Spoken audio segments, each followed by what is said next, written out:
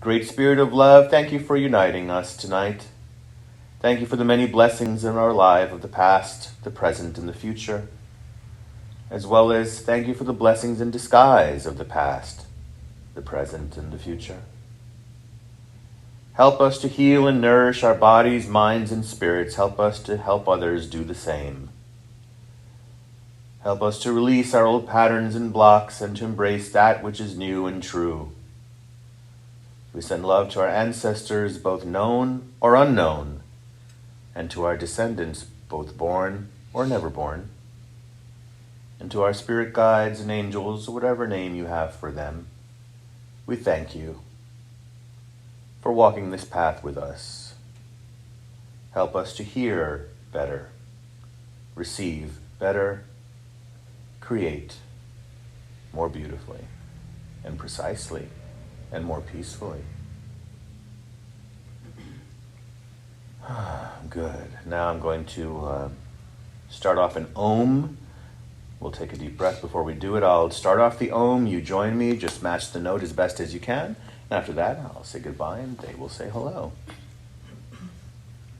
There we go.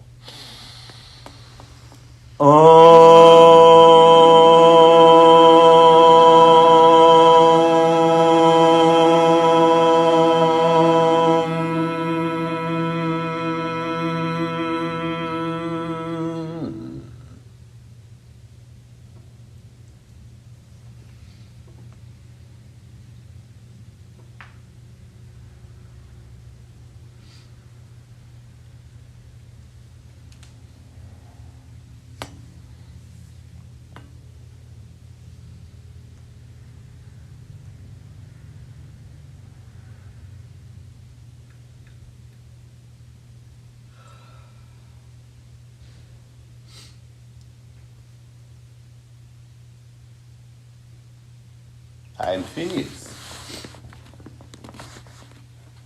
and I greet you. Within all life there is death. Therefore, within all death there is life. They cannot be separated from each other. They are but the same portal or doorway.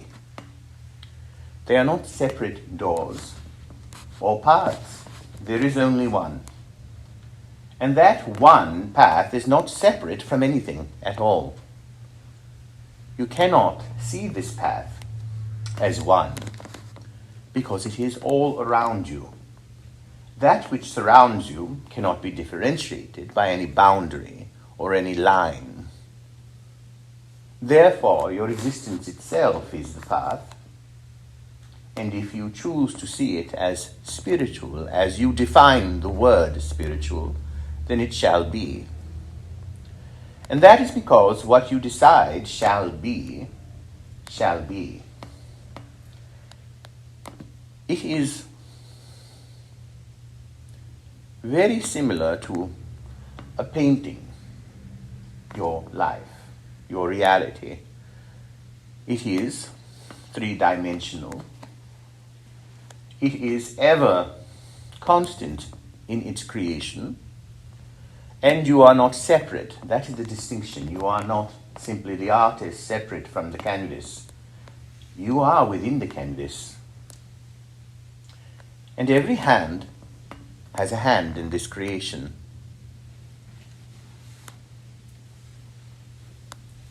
The notion of separation, as it was taught in religious scripture, that there is man and God. There is the heavens and the earth, and perhaps something below that is very unpleasant. Something within, deep down, that is unpleasant. Even this trajectory of thought has been popularized in transformational work. You see, that somewhere inside of you, in that darkness, there is a great deal of pain and anger, which there may be. But that the inner self is not to be trusted, that is what you have been taught. Therefore, there is conformity and there is a uniform, perhaps, of thinking. and so to live outside of those bounds, to live outside of what you have been patterned to believe to be true. For what you believe to be true is true for you, isn't it? If it is raining, and you believe the day was ruined, for suddenly it is bad weather. It's very interesting, isn't it, that as a people you have decided that nature itself is bad or good, according to your preferences of how you wish to experience the day. It is known all over the world that you have said it is bad weather today. What does that mean exactly? In many cultures, in their poetry, precisely actually, in the East, when clouds and rain are referenced in many of the Eastern poets' work, they are referring to very happy thoughts that the rain and the clouds have come. And yet, of course, as you understand, living in the Western world, that in Western understanding, rain and clouds mean it is a very bad omen, that it means that love has been lost or life force has been diminished. It is a cloudy day. Your mind is clouded. And what do clouds carry? Nourishing rain, don't they? And yet you feel that you are clouded.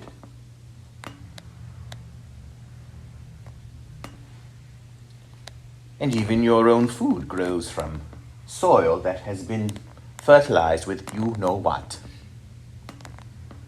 You eat because there is you know what in the soil. All of your food is grown with that, and yet you would use that same terminology to refer to how your day has been.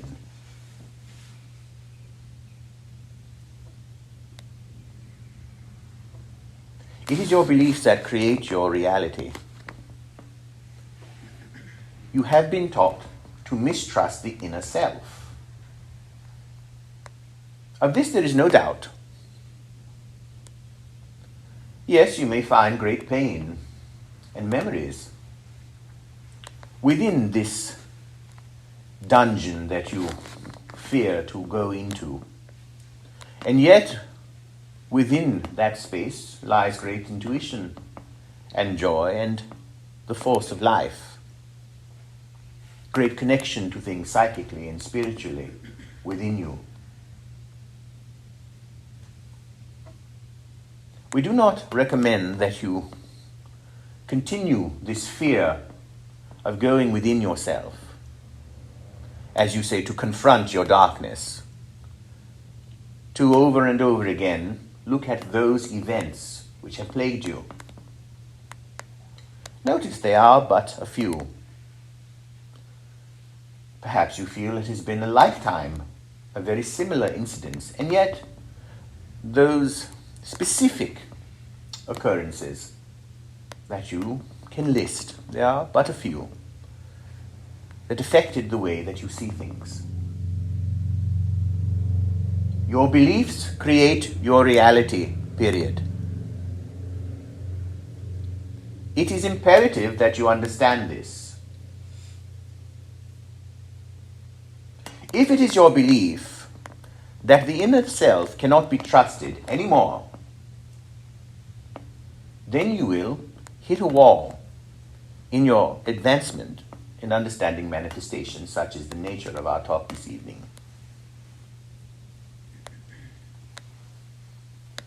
How does one manifest? Does it mean to bring something out of nothing? What is nothing? What is reality? You have wondered this. Why do you look this way? Why is this world the way it is? What are the lives on other worlds? Is there life on other worlds? What is the nature of divine energy? What is blessed? What is God? What is spiritual? What is the higher self? What is the lower self? How do I find peace? Can I check off things on my list? It is your to-do list. Perhaps there is a to-be list as well. to be more peaceful today, to be more in gratitude, you have found, and you will find, that as you understand your to-be list, and for that we are referring to an inner state of being, of course, that as you begin to understand how to be, you begin to psychically project that outwards, and which we will explain as the evening progresses. Then what you will feel shall be evident in what you see around you. There is an old saying, put a pickpocket in a crowd of saints, and all she shall see is their pockets.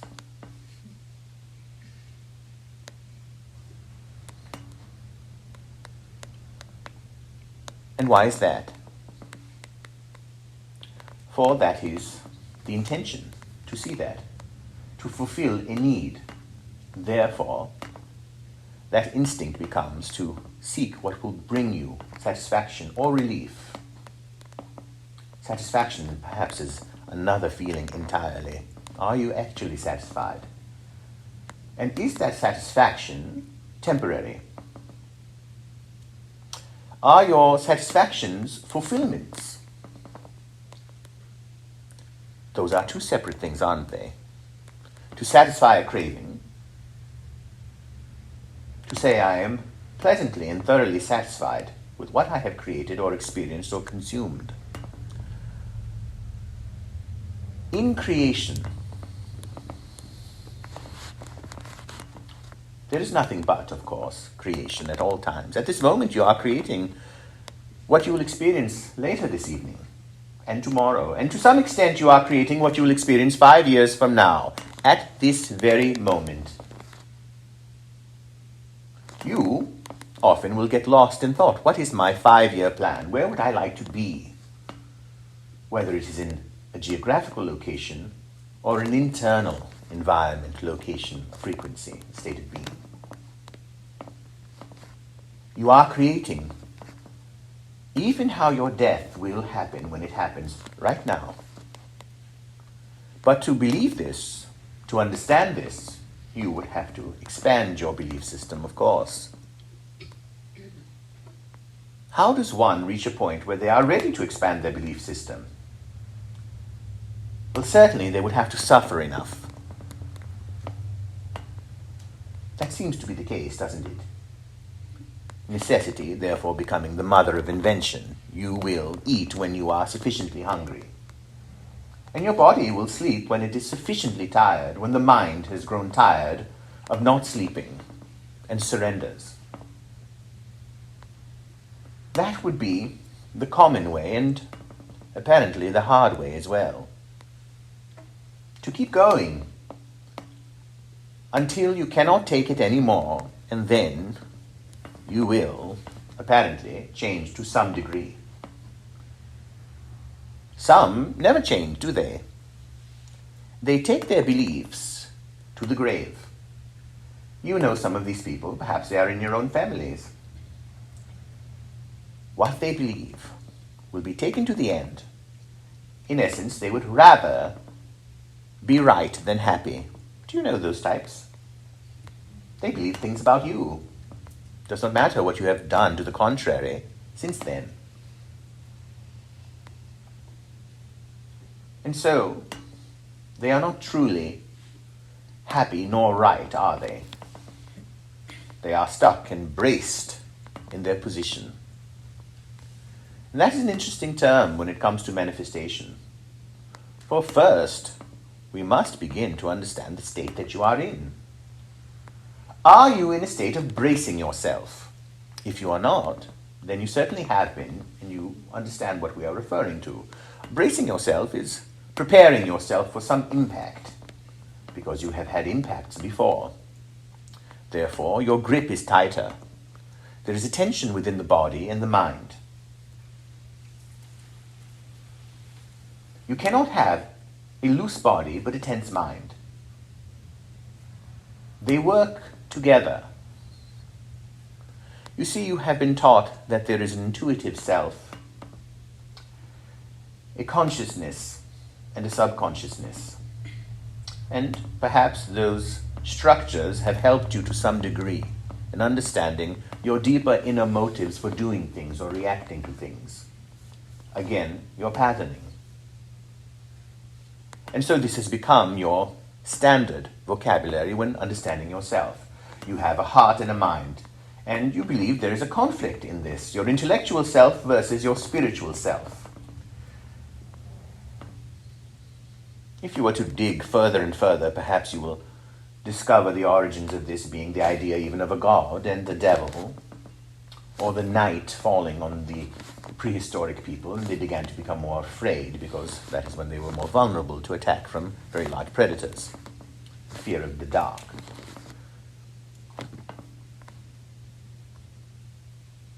When you are wishing to understand yourself, you are simply wishing to understand why it is that you feel the way you feel. You may have come to the conclusion time and time again that it is because of your experiences, it is because of your pain, it is because of your experiences, it is because of your pain, it is because of your experiences, it is because of your pain. That is not true. If you do not believe this, you will not move from the position and the frequency that you are in. It is your beliefs about those experiences that causes your emotional state. If you believe the clouds and the rain are bad, then your emotional state will sink.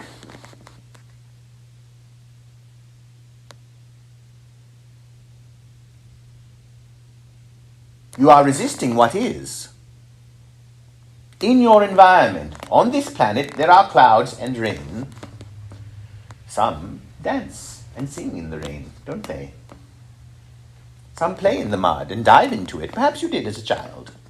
You dare not do that now, unless you are, of course, enjoying some substance that will propel you into that state of ecstatic bliss.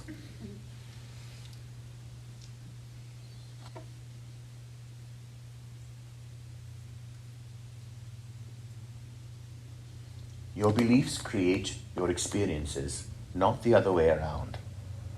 You have it backwards. You are living with this. You are consistently doing healings and work to heal from experiences rather than understanding. You created those experiences. Yes, those. Yes, and even that one. And even that one, and even that one. If you did not create it, who did? Since you are very intelligent beings, you must have an answer. Or do you not have an answer? You see, you will have an answer. You will either say it is God, or you will say it is the devil, or you will say it is your mother. Those are the favorite ones. Those are the top three.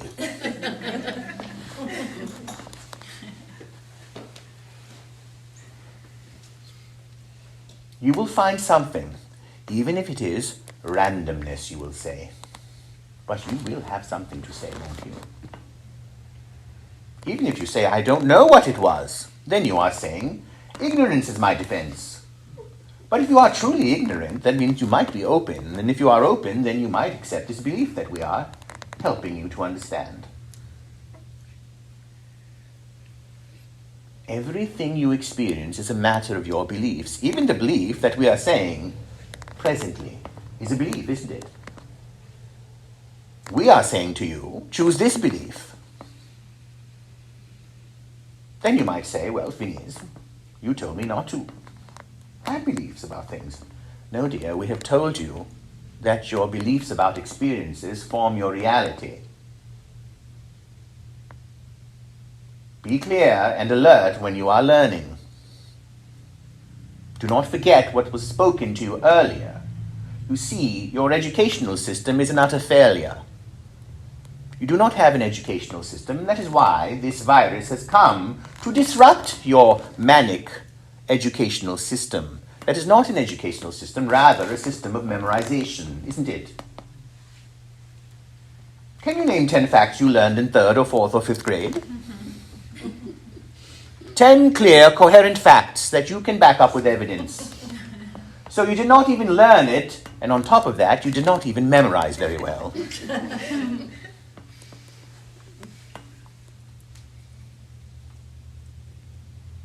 The vitality and curiosity and discovery of the spirit and the mind has all been but lost. And so a great clearing had to happen.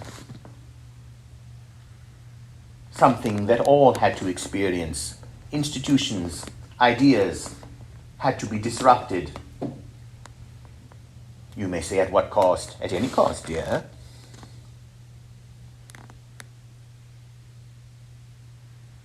You will die. Why not? You have died thousands of times already. Would you like to hear an interesting concept? Another one.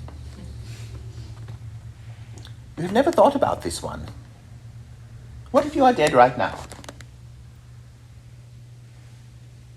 You will say, well, this is a terrible idea of heaven. Well, it's not hell, so it's not heaven, then what is it? You are convinced that this is your life, aren't you? There is no thought that you had today that made you feel that you were dead. You have never thought about this. You say, I will die one day, and then I will sit with my angels and my guides, and perhaps do something very similar to this. You mean like now? No, not now, you will say. The real thing later. But I'm not supposed to have these mental, exhausting experiences.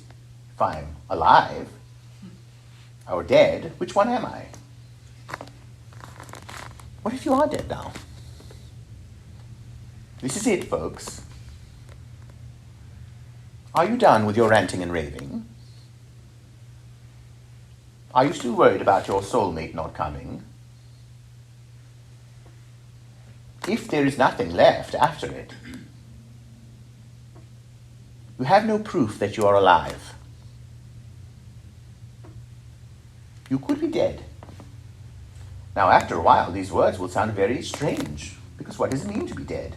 You are feeling. Exactly.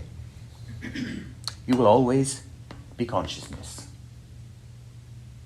So there is no death. You have structured and organized your mind from the very beginning according to certain institutions and mythology, which may or not have happened in the physical realm. You may hold on to your religious beliefs. They need not be in conflict with love unless they are. You may need structures, rules, cultures, to experience yourself. Perhaps that is part of the colors of the paintings. But we can guarantee you that whatever you think you are now, whatever culture or religion or gender, don't get too used to it. It's just this time. There is no religion or ethnicity on the other side, as you may refer to it. Those teachings are for here, for you to do with what you wish to do with. Enjoy them, or be blocked in by them. Up to you. Your reality is created by your beliefs. Let us return to the idea of the inner self, the intellectual self versus the spiritual self, or you commonly call it the heart versus the mind. My heart wants this, but my mind wants this. And what characteristics have you applied to the mind? It has no feeling. Therefore it is, what, logical?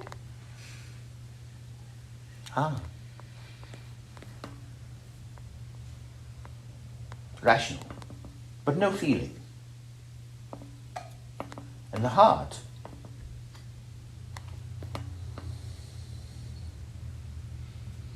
impetuous, cannot make a decision, blind. If only you could take a bit of the heart and a bit of the mind and put them together in some blend. then you would have perfection in your reality. Whether you choose to use the word heart or mind, let us say we say to you that your entire reality is one mind. We could also say to you it is one heart. But you see, the problem would be that your ideas of what the qualities of the heart are and what the mind are would then begin to apply. So we cannot say to you it is one mind or one heart, for you have too much baggage. You would have to clear the baggage, wouldn't you? You see, what you have been doing is not clearing the baggage out. You've been polishing it up, tossing a few things out that were exhausting you, but you are looking for deeper clearing. Where will you get it? When they all start acting the way you want them to act? Perhaps some will say yes. And they will spend their entire lifetime trying that. It will still go back to whether you mistrust these ideas of the spiritual reality that is reality. Now, what does it mean? Spiritual reality. By your current definition, spiritual means not really in the physical. It is the metaphysical. It is how you think, how you perceive. It is your connection to whatever divine spirit that you feel you have and are connected to as perhaps a God. Perhaps through others.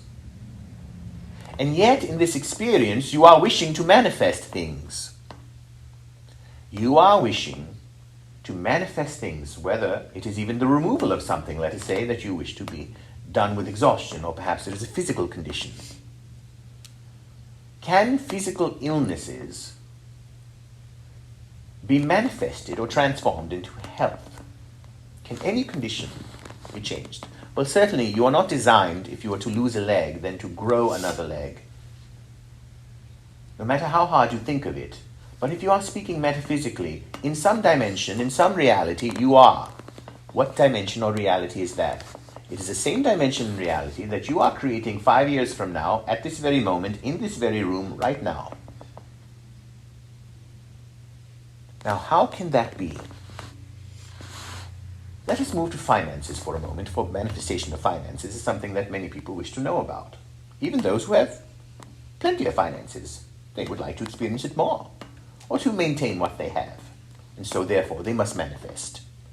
So what would be true for the farmer, or for the very wealthy person as well?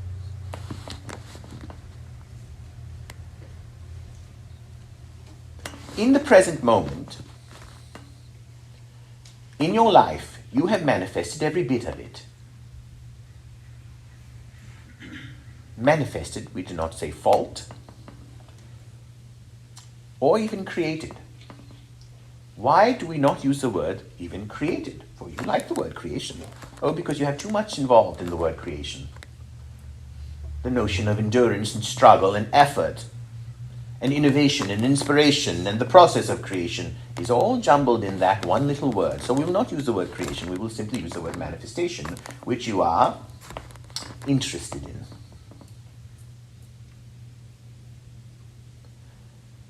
Your point of power is in the present moment. Your point of power is in the present moment. At this very moment, this is your point of power. You cannot have another point of power. Perhaps you have been looking to the past for a point of power, something to inspire you. And notice that it goes in and out. It's not a very reliable source of fuel for you, the past. It must be understood deeply within you that your point of power is now. And now, and wait a moment, and now. Notice it is always now, no matter when we stop. It is now.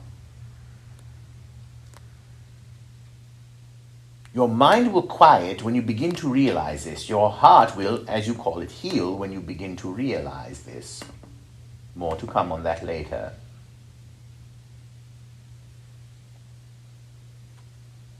Now, what does your point of power mean? You must get up and do something.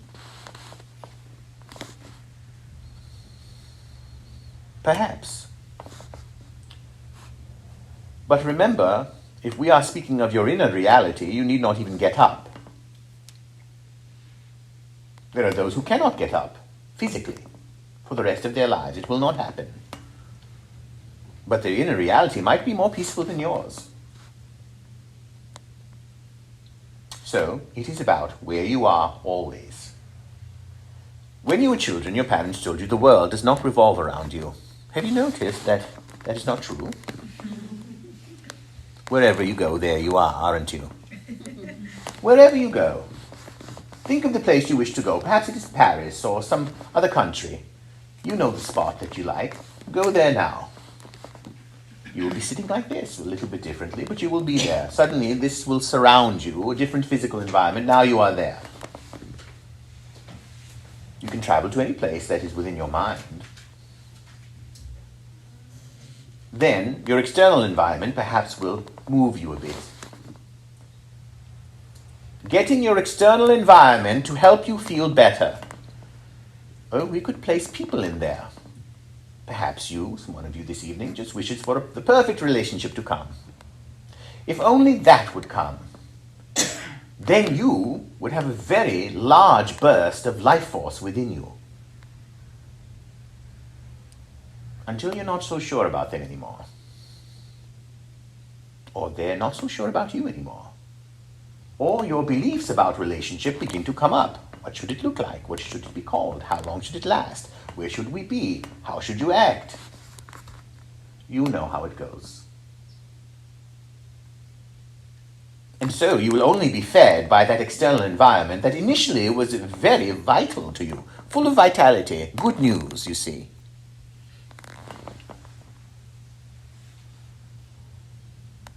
Then only to be plagued by your patterns and beliefs about how you think things should progress. Now, when that is happening, are you actually in the present moment? You may say, yes, I am. They are doing this thing, and I am reacting to it. It is happening now. No, dear. Your reactions have been built up in a pattern for 30 or 40 years. Haven't you noticed that that feeling that you don't like is not a new feeling? It is the same feeling you've had for a long time. Sometimes you approach it from the left or the right or under or over, but it's the same egg. You can tap on it. It is there, same thing.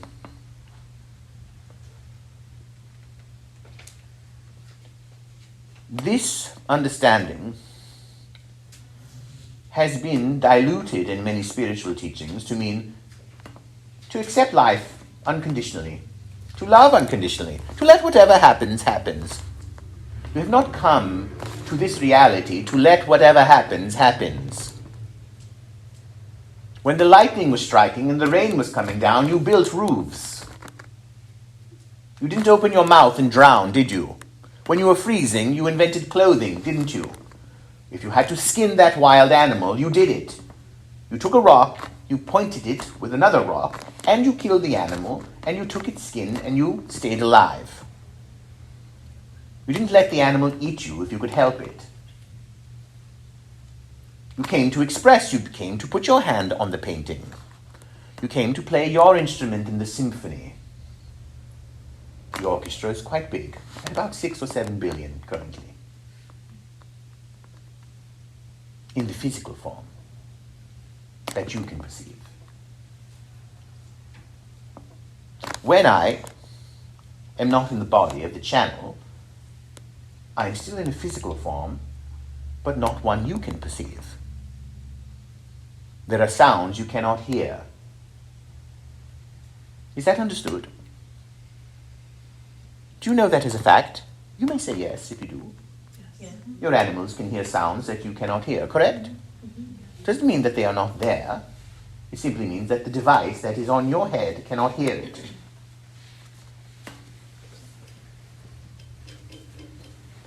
By the same token, it would mean that there may be colors that you have never seen. Remember, you are seeing frequency. Aren't colors frequency? In simple terms, yes? Yes. Now imagine that there could be a color you have never seen that is different than blue or red or any of the primary colors or secondary colors. Your mind cannot even grasp it, can you? How would you create a new color? It does not matter how much you think about it from now till a year from now. You could not come up with a new color that is nothing like the colors that are out now.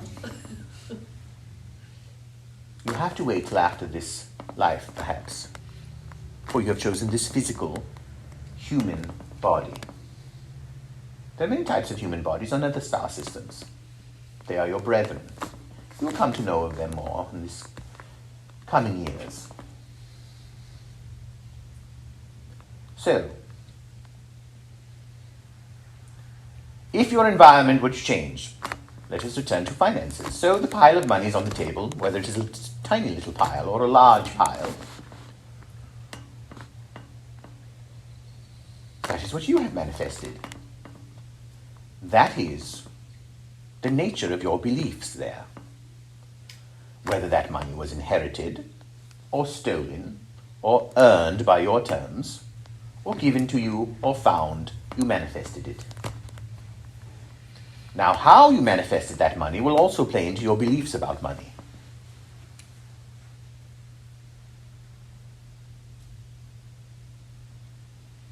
How you manifested it will also play into your beliefs about money.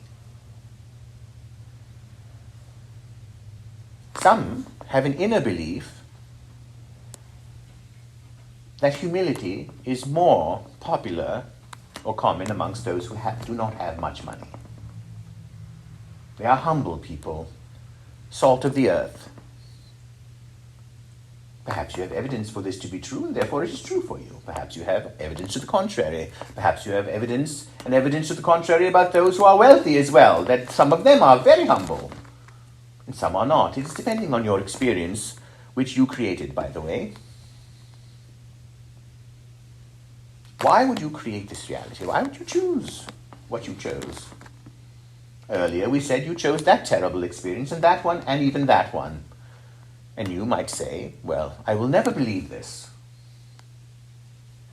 Yes. You do not understand the nature of beliefs. You still do not understand the nature of beliefs. The moment you are planting your staff in the ground, I will never believe that I created those horrendous experiences. Now, on the other hand, you might say, but I do believe they were partly my fault. Now you are beginning to find this very, very complicated, dangerous little web you've gotten yourself into. You do not believe you manifested or created it on a divine level, whatever divine means to you. But you do believe that perhaps you were part of it in some faulty way. Perhaps you were partly to blame in some way, or another person was partly to blame. God, the devil, your mother, you know how it goes.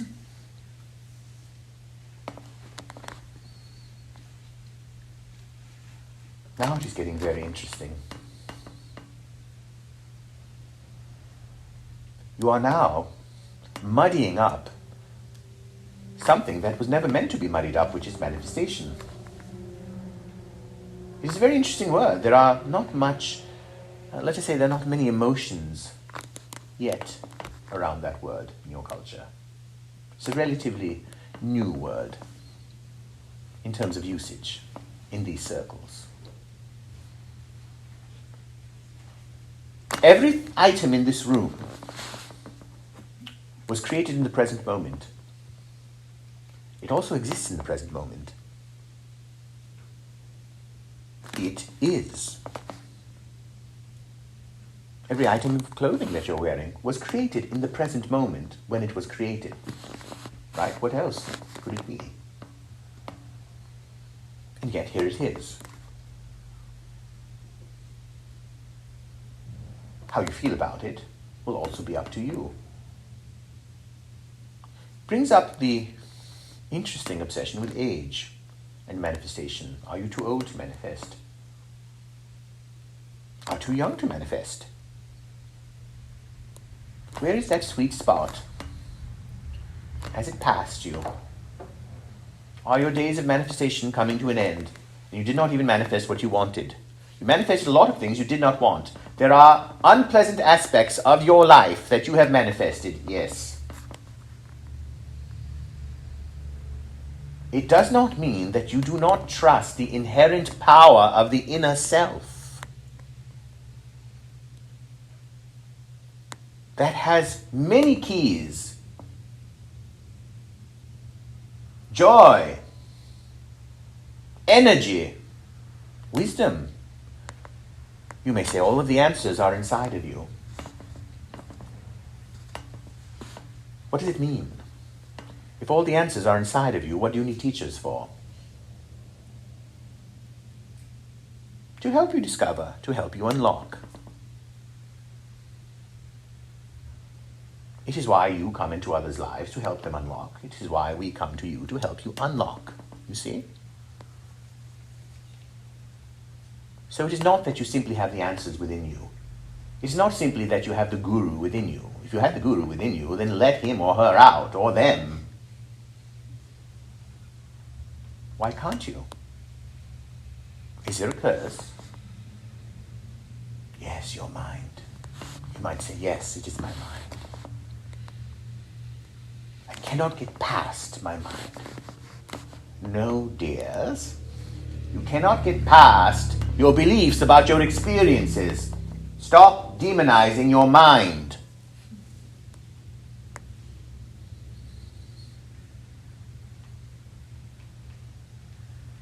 If the bus has run out of gas, there is nothing wrong with the bus, is there?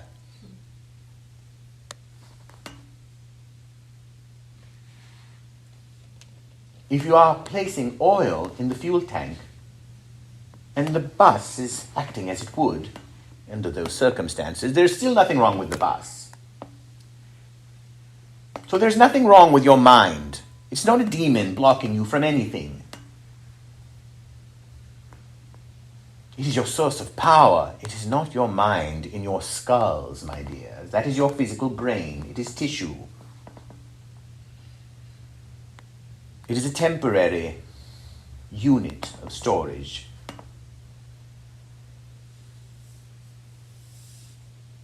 You exist beyond this physical body, even now. What does that mean? You live in many timelines. You have bleed-throughs. You call that déjà vu. It is like being in a multiplex cinema, with many, many films playing all at the same time. If the walls were thin enough, you might begin to hear the bleed-through of the other storylines that are playing. You have glimpses of these in your dream time.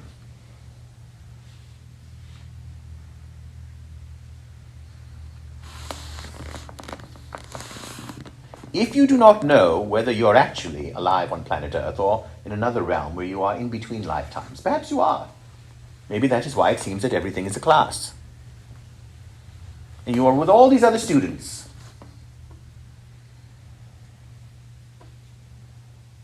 Let us take that approach for a moment. Let us say you believe. It is all a school. Seems to be, certainly. Is school where you live, or is school a place you go to that prepares you for something else? The answer is obvious. It's the place you go to that prepares you for something else. Then, if this is a school, what is it preparing you for? If you're of the religious type, it would say then for heaven. But what would you need to be prepared for in heaven? Heaven is supposed to be bliss.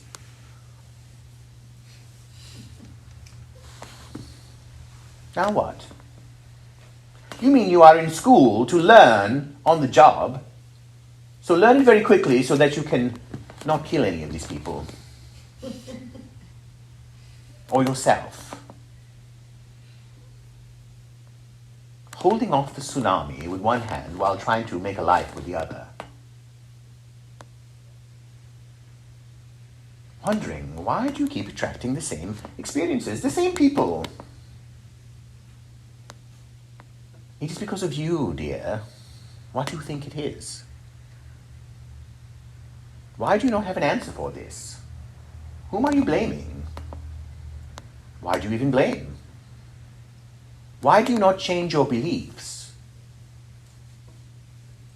Your beliefs create your reality. It is why when you are happier, people begin to think you've lost some weight. And perhaps you haven't even lost any weight at all. Perhaps you've even gained some. Haven't you noticed that sometimes someone says to you, have you lost weight? And you say, actually, I've gained some. But actually, it is simply because you are very happy or peaceful.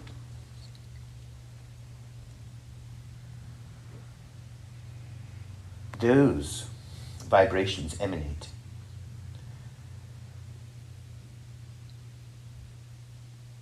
Perhaps some of you call it that magnetism or the law of attraction, though we would not refer to that currently.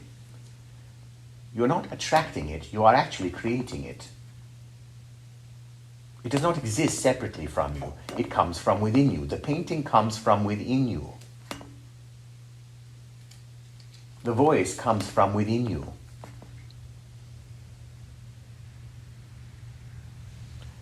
There are those who are singers who wish to find their voice. It is called finding your voice. It is finding your authentic voice. Not the voice of the person that they are emulating, but what is the true vibration of this voice? The true signature of this voice. What would it require? Would it require building, or would it require surrendering? Perhaps some of you are not singers or musicians at all, but certainly the equation and the solution, the solve, is clear to you. Do you think they would have to add on to their voice, or do you think they would simply need to let go of what is unnecessary or not true?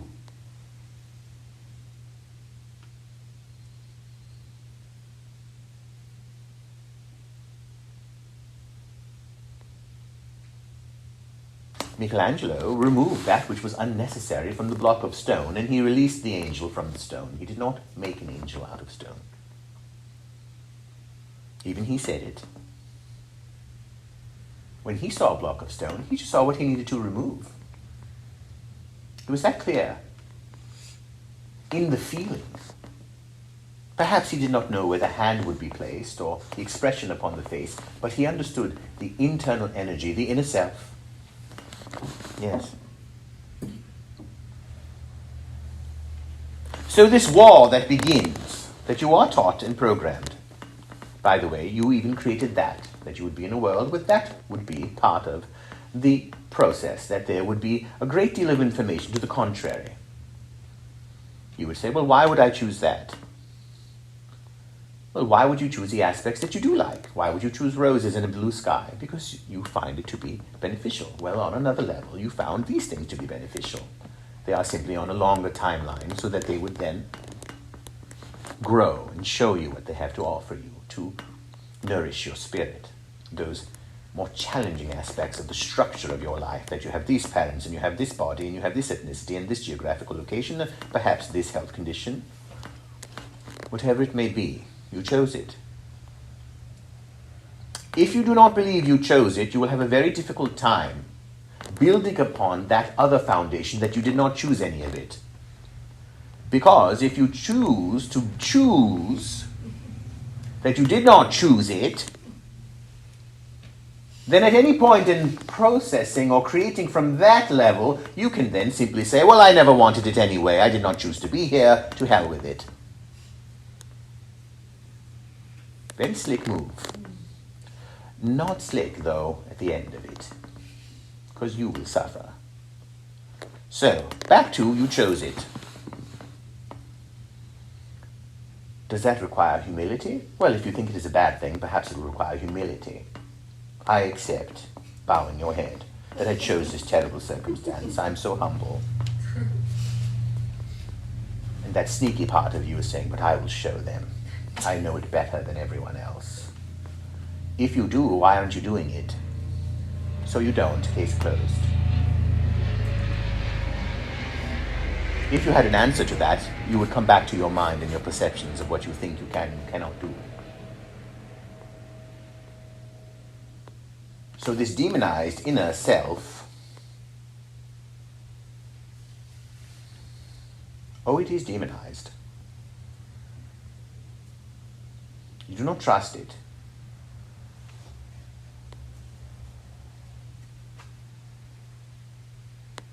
Even when you encounter something at the stage of development that all of you are in this room, in your heart of hearts, in your highest truth of truths, you know why you created something.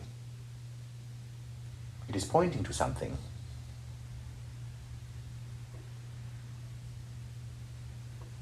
So the battle of this intellectual self versus this primal, perhaps primal self. You want what you want. You need what you need. And when you get what you want and get what you need, then you will deliver upon the world this wonderful version of yourself, where it's all satisfied. Now you are ready to play. My dear, by that time everyone will be too tired to play with you. How do you know? Look how long it is taking now. Even you are getting too tired to play. You are just hoping for something to pan out. You have good intentions, don't you? I will create this for the benefit of others. But you are benefiting, aren't you? Why would you do it if you're not benefiting? You say, but my benefiting is very holy. I'm doing it for others. No, dear, you are doing it for the feeling you are getting. Do not fool yourself. Then you will say, but is it wrong to feel good? We say, ask yourself that. We have told you, no, it is not wrong to feel good. You have told yourself it is wrong to feel good. That's why you don't feel good. I cannot feel good. Oh dear, here we go again. Because of your environment again. Is that where we are? We are still here, everyone. We have not progressed in an hour. You keep having the same answers. Phineas, just tell me. I've come to know how to get that person, how to change this job, how to be done with who I'm angry at. Tell me, how do I create this project that will then blossom into something? That is what I want to manifest. Where does it come from?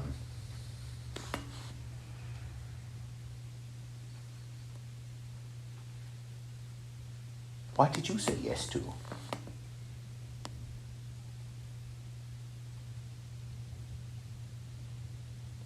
Even your flesh is created from your intentions.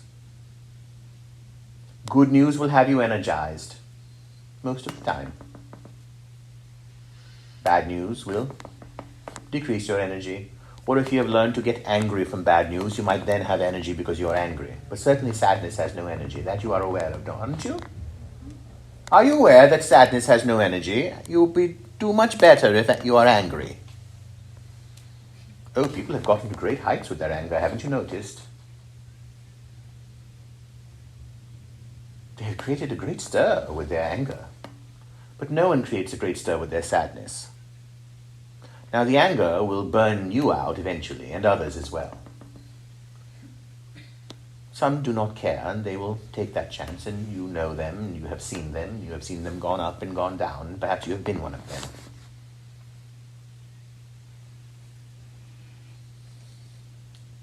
If you are afraid to find what is inside of you, you do not wish to go there, for you are afraid of what you might find, to examine your dreams more deeply, to see what you might find.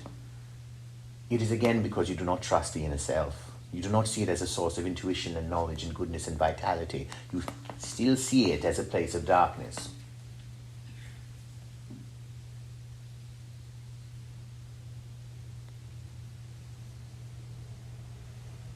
You wish for others to simply tell you how they feel about you. All right then. You will believe it to whatever extent you believe it. You will apply evidence to that belief, according again to your beliefs about what you think evidence is. Let us give you an example. There might be a person who feels they're a very good parent. But you see, their idea of being a good parent may be, I make sure they brush their teeth every night, I make sure they do not tell a lie, I make sure that they clean up after themselves, and that they do their homework. I'm a good parent.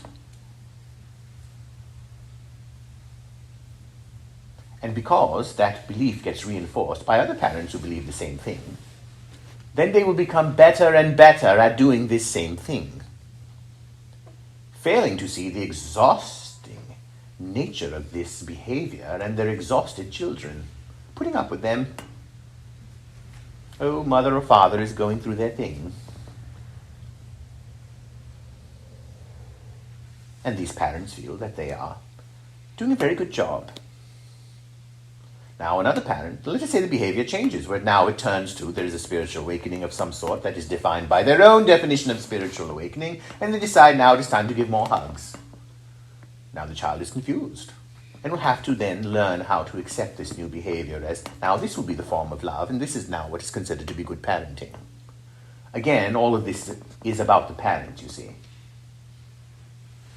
and their ideas of what it means to be good, which was informed by whether or not their parents were good. If they felt their parents were good, they would then mimic that behavior. And if their parents were not good, then they would perhaps do the opposite.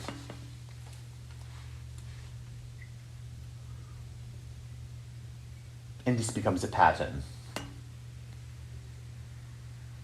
At this point, you might let it make you feel a bit nauseous at this cycle, as to how everything has become routine. Perhaps you feel that you must forgive everyone. I must forgive my parents. Perhaps that is what you feel you must do in order to clear your mind, to clear your beliefs and clear your patterns. Therefore, then you can finally start to manifest. So let us dig. In conventional therapeutic sessions, perhaps with a psychologist or psychiatrist, you will then walk yourself through the various experiences, your reactions, how it affected everyone involved, the elements that had gathered around you, be it your environment or the friends or the talents that you created from that lack or abundance of something, lack of joy, abundance of pain, abundance of joy, lack of pain, whatever it is that you created from. Then you will get to the heart of it, that they did that thing wrong, and then you must now forgive them so you can move on. And yet you are still coming from ideas of right and wrong, aren't you? Now you might say, well, this is where I draw the line. I will not say that what my mother or father did was right. There is no way that that was right. And there is no jury that would ever convict me if I were to retaliate against what they did to me. Plant your staff again. Your beliefs about your experience shall create your reality. And now you are one of those people who would rather be right than happy, because you're not happy. Nor are you satisfied, and you certainly are not fulfilled. You are simply being right, quote unquote. So you have forgiven them, and now you can move on. You have forgiven your ex-lover. Now you will find someone who's different. No, you will not. And you have not. Whoever you are attracting is on your frequency, dear. Make no mistake of it. Any of you. Whoever you are with is on your frequency. Whoever you are not with, whoever you are thinking of, they are on your frequency. Reality does not work in a conflict of frequency. It never has. That you can be sure of. There is always a frequency match. You say, but I'm a trustworthy person and I'm with a person who is not trustworthy. Do you mean you don't trust them? Yes, that is what I mean. Oh, so trust is really not your God, or it is your God, or is it your demon, because that is the nature of the tension here. You are on the same frequency. Trust is a deal breaker for both of you. You feel you are trustworthy, they feel they are not trustworthy, or they are trustworthy, or maybe you are not trustworthy because you do not trust them, therefore now they don't trust you. So trust is your God. You're on the same frequency. Maybe you do not believe you can do any better. Therefore you have them. They do believe they can do better, therefore they have you. Or the reverse. Even if it is the reverse, it is the same frequency. The same frequency does not mean you think the same things. It is that you have underlying beliefs that are deeply attached to those ideas. That is the same frequency. Maybe you are together because of lack. You are tired. For some, it is creation. Whatever it is, the universe works on frequency matching. So we have two, after this time that we have spent together so far, we have two understandings for you to understand. And that is your belief about your experiences creates your reality. Your beliefs about your experiences create your reality. What is your reality? There is only one reality, and that is how you feel. So your beliefs about experiences create how you feel. Number two, the universe and all of reality works on frequency match.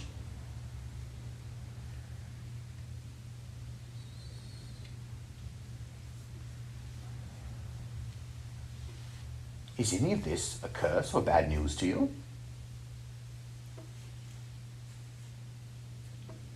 That you can choose how you feel? Do you believe that that is a curse? It is perhaps your greatest power that you will ever possess. Let us say it again. The greatest power you shall ever possess is that you can choose how you feel. So if you feel bad, you will know that you are choosing it. You say, that again is not true. Oh dear, are we going there again? Are you back to, but they did this to you? But this thing happened? Let us say it is grief. You are grieving over the death. Grieving is a natural part of the experience of living. The grieving is natural. Tears are natural.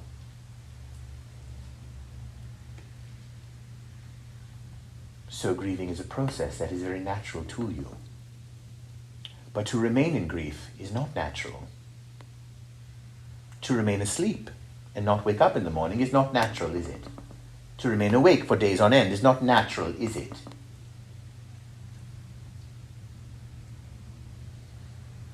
It is your natural instinct to want to wash your face. All humans have washed their face. Throughout time, they cleansed their face. It was natural to want to do so. To not do so would be unnatural. Now, the void where that person has left, that you sit next to or within, can become your God. At that point, you're not manifesting anything, are you? Other than the repeating of the same thing. Look where we must begin to even, in the distance, see what you are wishing to learn about manifestation. You must learn the basic equations of reality creation. As you have begun in the last several, perhaps decades, that you will become what you think. It is the power of the mind. That there is the law of attraction. That there is think it and so you shall be it. Yes, yes. Yes, my friends, yes. But you are wishing to go deeper, and therefore you have manifested this experience now. For all you know, the voice you are hearing is your own. You have no idea what is happening even now. Your construct is that you are a person sitting there, there's another person sitting here, and you are in a home. You are in a certain geographical location. There is a volume, a resonance, a color, a texture, an intensity, a size, to everything, a dimension, to everything you are seeing and experiencing with your 5 senses, or perhaps 6. There's a channeling going on. The voice is not your own. It is of unknown origin. Perhaps there is a great affection for it. Perhaps there is a respect for it. Perhaps there is a curiosity. All your creation. And yet you do not know, by any fact that you can prove, that all of this is not you. because you do not know. Because you cannot prove that these other people are not you. You cannot prove that Riz is not you. You cannot prove that even Phineas is not you. And perhaps you don't care, because it's not important. You are sticking to your constructs. That is why we are here, because you keep sticking to your constructs. No matter what, you simply want to add to your constructs.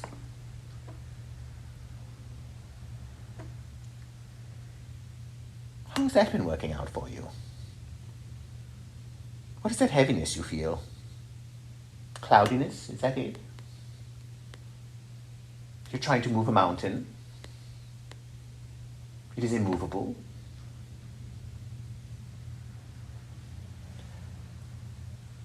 Each of you have had great awakening experiences. You know what they are, and perhaps you don't know what some of them are. Perhaps later you will realize what were some of your awakening experiences. These experiences exist even now. In the present moment, the moment you decide, they are always present. Because remember something, if you don't decide that they are always present, then you are deciding that something else is always present. Be very clear, you are choosing at all times. If you do not choose this perspective that we are offering you, then you are choosing something else. Then become very clear.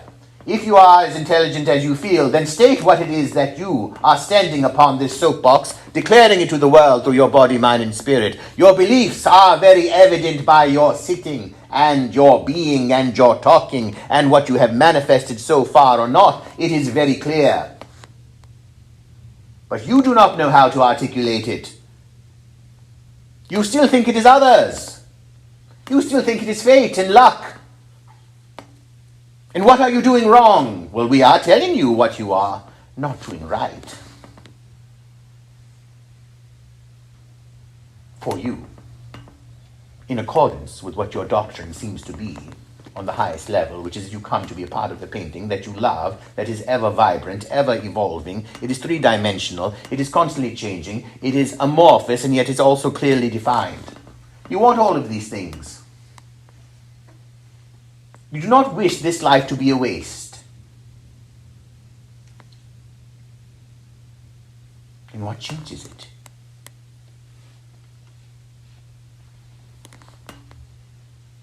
You'll have your moments, your celebrations, the moments of joy, the memories that you create. And for some, that is enough. I lived a good life. I had some good meals, some good dances, some good vacations, some good friends, and that was good. I was a good person. If you believe it, then you will feel the vitality of that.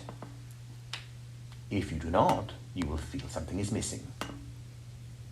You see, we are telling you that all of it is fine if your beliefs are creating the feeling that you wish to feel. If we were to ask you, perhaps before this evening, where do your feelings come from? You would say, my heart.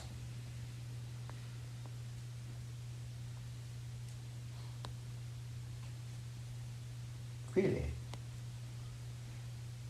You mean that piece of meat in the center of your chest? So if we were to remove it from you, and you would physically die, you would have no feelings, is that it? So let us remove the word heart, because you have already dragged that through the mud. That is very encased in the idea of heart chakras, and so you will do your healings on your heart chakras. You will spend a lot of money on it too. Good for you. If you enjoy it, do it.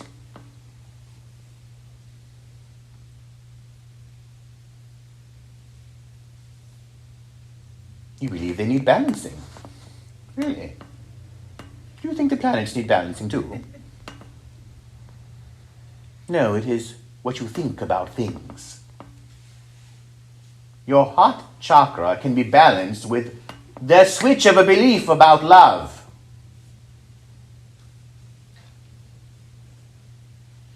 Energy healings are temporary. You can have very talented healers place their hand on you. It will be temporary. How do you know? Because you have already found out it's temporary.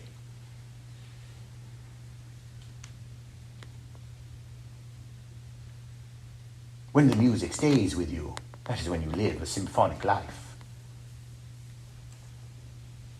When the dancer becomes the dance.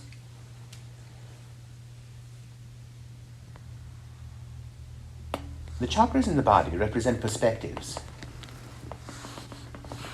Plain and simple. This is why you do affirmations. You go to your root chakra and you say, I am safe. You repeat this. I am safe on planet Earth. I am safe. I am safe. I am safe. We would change that.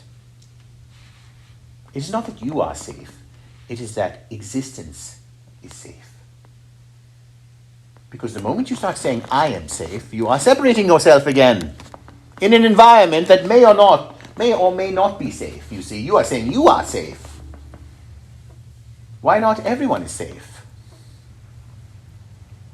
You are safe from what? I am doing my root chakra healing affirmation. I am safe. Well, isn't that wonderful for you? I am safe from smelling the stink of all of you. More healing, please. I am spiritual now.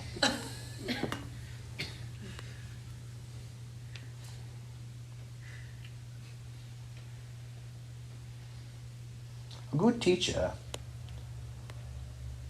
should scare you a little bit. Whether it is a person or even a situation. You don't think so? If you do not think so, it will explain a lot about you and your manifestations. Because fear, you see, strikes a chord. You say, I do not need fear, I need encouragement. Encouragement, do you? You mean like blue skies and beautiful nature and babies and animals all around you and beautiful art and music and things? Oh, you're lacking that on this planet, are you? No, I need to be told that I am wonderful. Do you? And once we tell you you're wonderful, what will you do? Well, then I will be wonderful. What if we tell you you're not wonderful? Well, I know I am wonderful.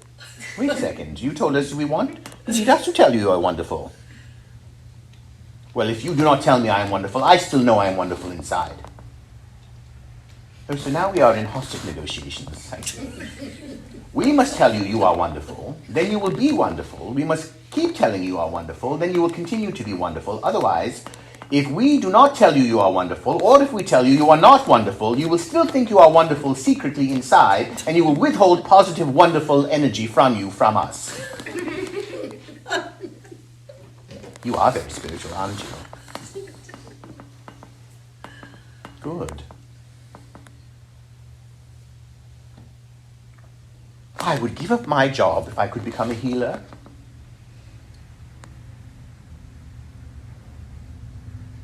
How does that sound to you? Practical?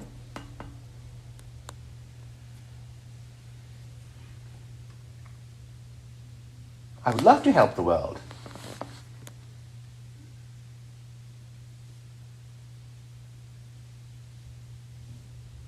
I would love to do that instead of this. But you won't. Well, I'm trying. And how are you trying? Are you changing your beliefs? Oh no, I'm not doing that. I'm doing a lot of healing work on myself. If your healing work is not changing your beliefs, you're not doing healing work. You are snorting something.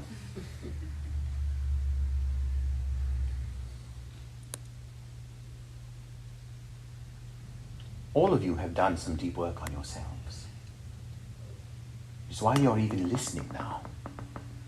If you have not, you will not be able to take this conversation.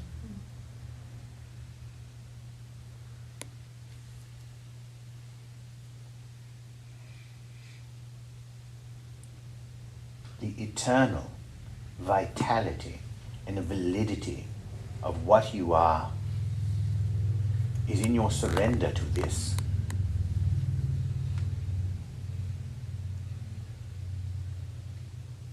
You will not find a world of bleakness and desolation by saying to yourselves that you created those terrible experiences.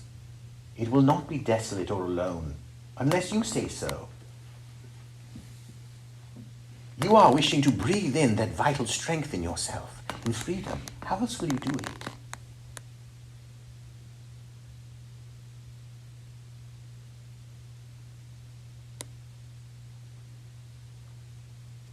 My feelings come from my heart. No, they do not.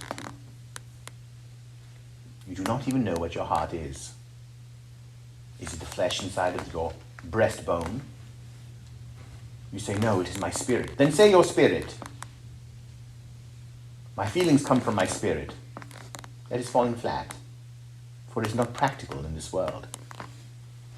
Your feelings come from your beliefs about experiences. How do you know? Well, oftentimes, as Red Eagle has pointed out,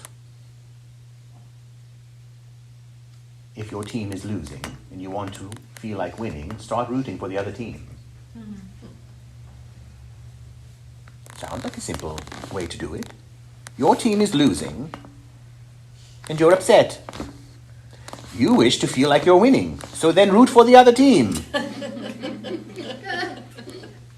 And you say, but I cannot do that, for my loyalties lie with... Oh, here we go again. You mean your beliefs about who should win. And how long will you stick with that team? Will you stick with them if they lose for the next 15 years as well? Finally, taking off your hat and stomping on it with their brand logo on it. I was with them for 15 years. They did not win a single championship. Now I am done. Now you are done. Well, you're very loyal, aren't you? Except you will not go down with the ship, so you're not that loyal.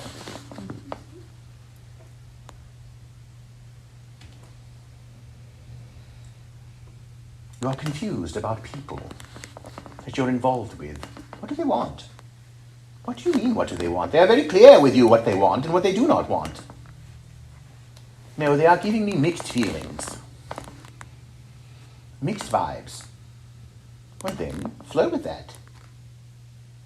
Why is your peace coming from them and your beliefs about what it should be? Because I have standards. Well, apparently they're not very strict standards, are they? There seems to be a lot of room for flexibility in those standards. Well, I'm reaching my boiling point. Good. Are you announcing it to us? Is this the whistle on the tea kettle before the actual whistle? Does everyone need to shift and change for you? Yes, they do. Apparently. Am I asking too much, you will say? Am I asking too much just to manifest this simple thing? Cannot God just give this one thing to me? Hasn't he or she seen I've suffered enough? I don't deserve this.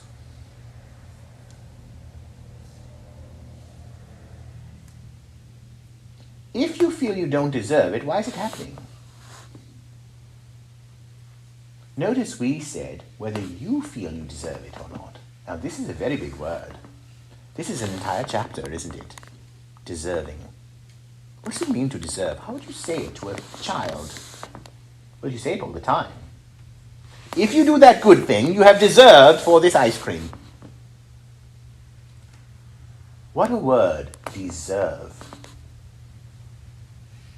You have never even explored it. But the nature of it is, if you do what one energy wants, then they will bestow upon the other something that will make them feel good. It will make them feel deserving. I was mistreated, therefore I felt I did not deserve any better. And that is that. That is the one that, a hook that many people hang their hat on. It is a programming that happens when you're very young. Yes, it is. You are correct. It has very long-lasting reach.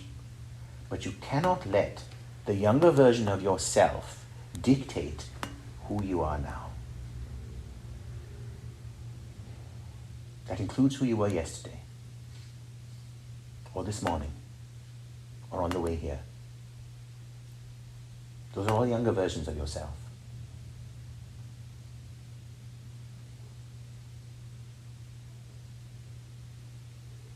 Do not let that one dictate who you are now, and you will know it right now if they are.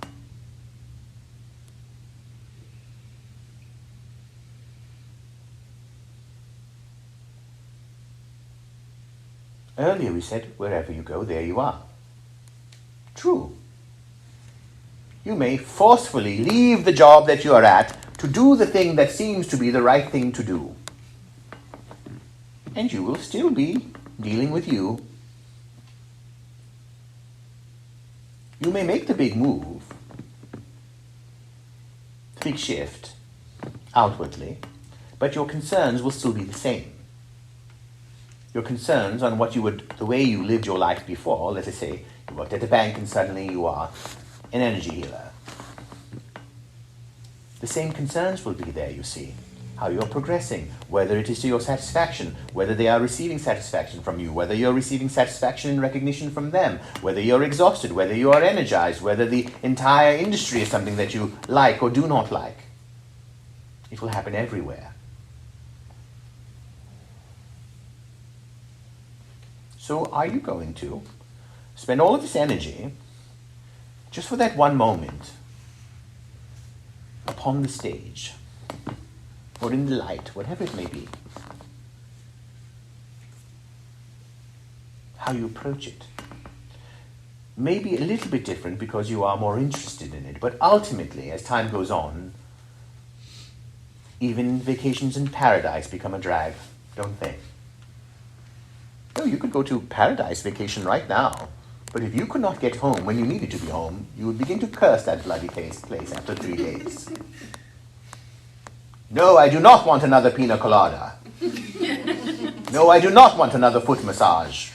I want my plane now.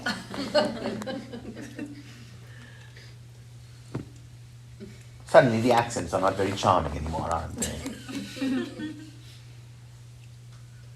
You wish to get back.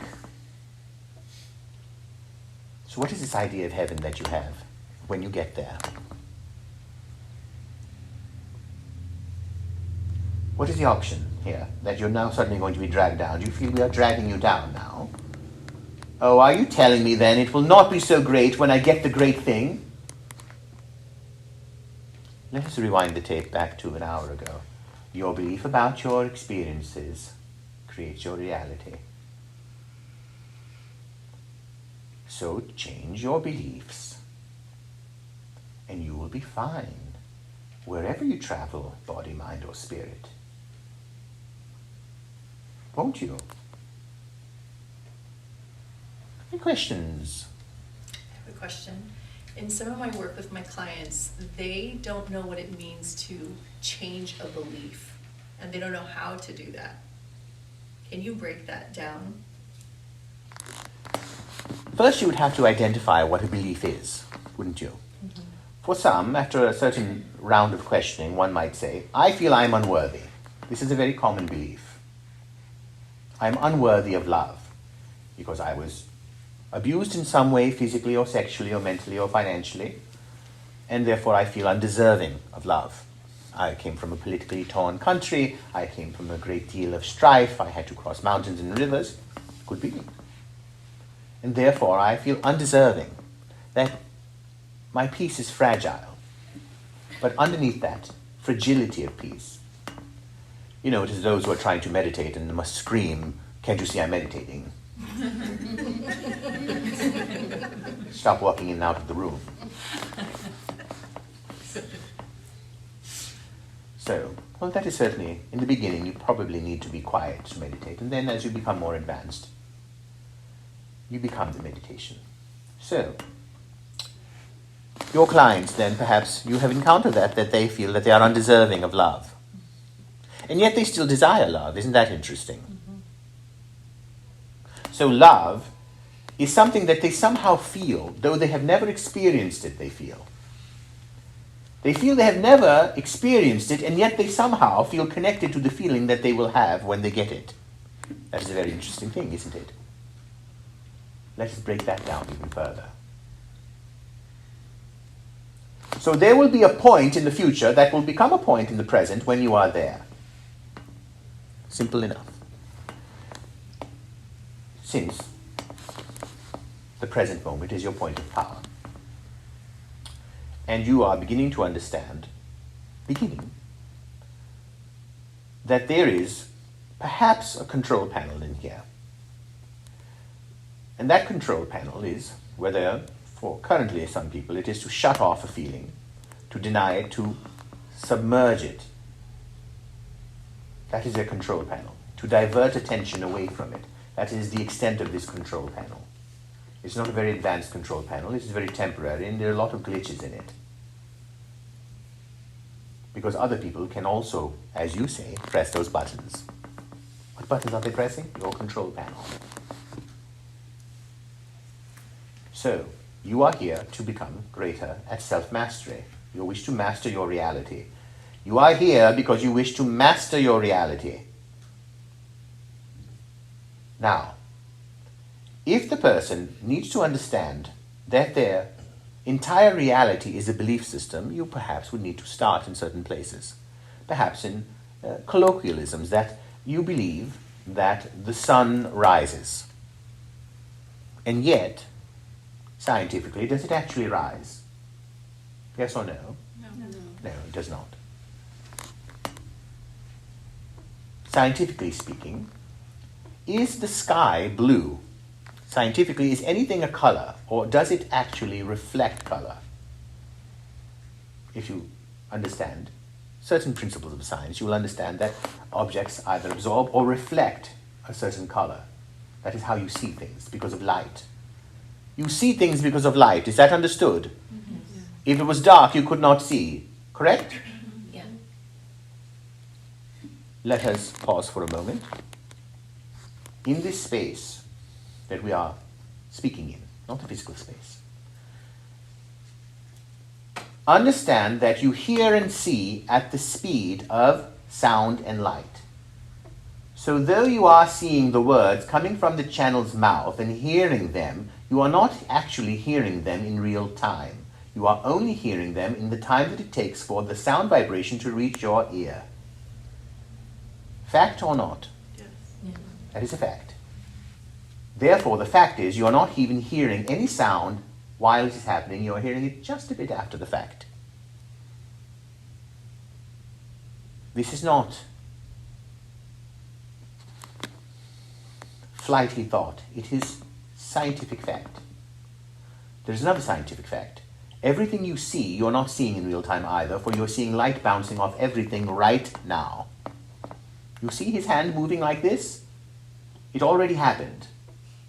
You are still seeing every moment, every bounce of his finger. You are seeing after it happened. You think you are seeing it right now, but you are not. Even as he lays still, you are not seeing him as he is. You are seeing him after the fact, because it takes time for the light to bounce off of every object to get to your eye. So, therefore, the conclusion, which is absolute 100% unequivocal fact, that you are not seeing anything as it is happening, nor are you hearing anything as it is happening. And that is proven by listening to how your mind wanders even as you're hearing this.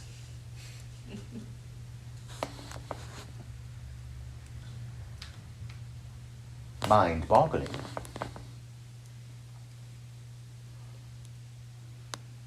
So the belief is the sun rises and the sun sets, and it's not true. The belief is that that chair is red, and it's not true. It's simply reflecting red, a frequency, a fragment of light. You might have to start in basics there. But it is good enough for an understanding. You have created the idea of time. 1 minute, 2 minutes. That is a month, that is a week, that is a year, that is a century. And yet, in practical application, you would say everything is still now. You're always experiencing the now, and yet many of your actions are based on the past, an idea of the past, a belief about the past. You believe someone broke your heart, but if we said, actually they broke your heart open, you might think of it differently.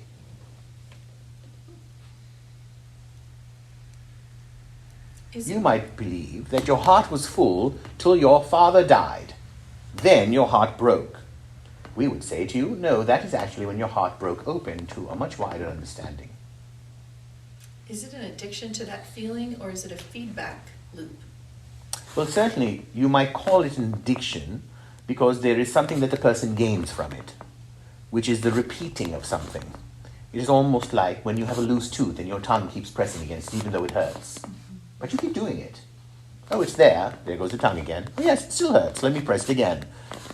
Now, are they addicted, or is there some sort of stimulation point going on at that time? It's just a stimulation point. Now, as opposed to the idea of addiction, you say a feedback loop. That would be that where there is information being given back to you. But you see, the information is never new. Right. The reason it is never new is because you are bogged down by the beliefs. You only have a certain amount of beliefs about anything that occurs at all. Therefore, you are consistently trying to fit everything into the framework of what you think is right or wrong, good or bad. Can you not see that that is where you are stuck?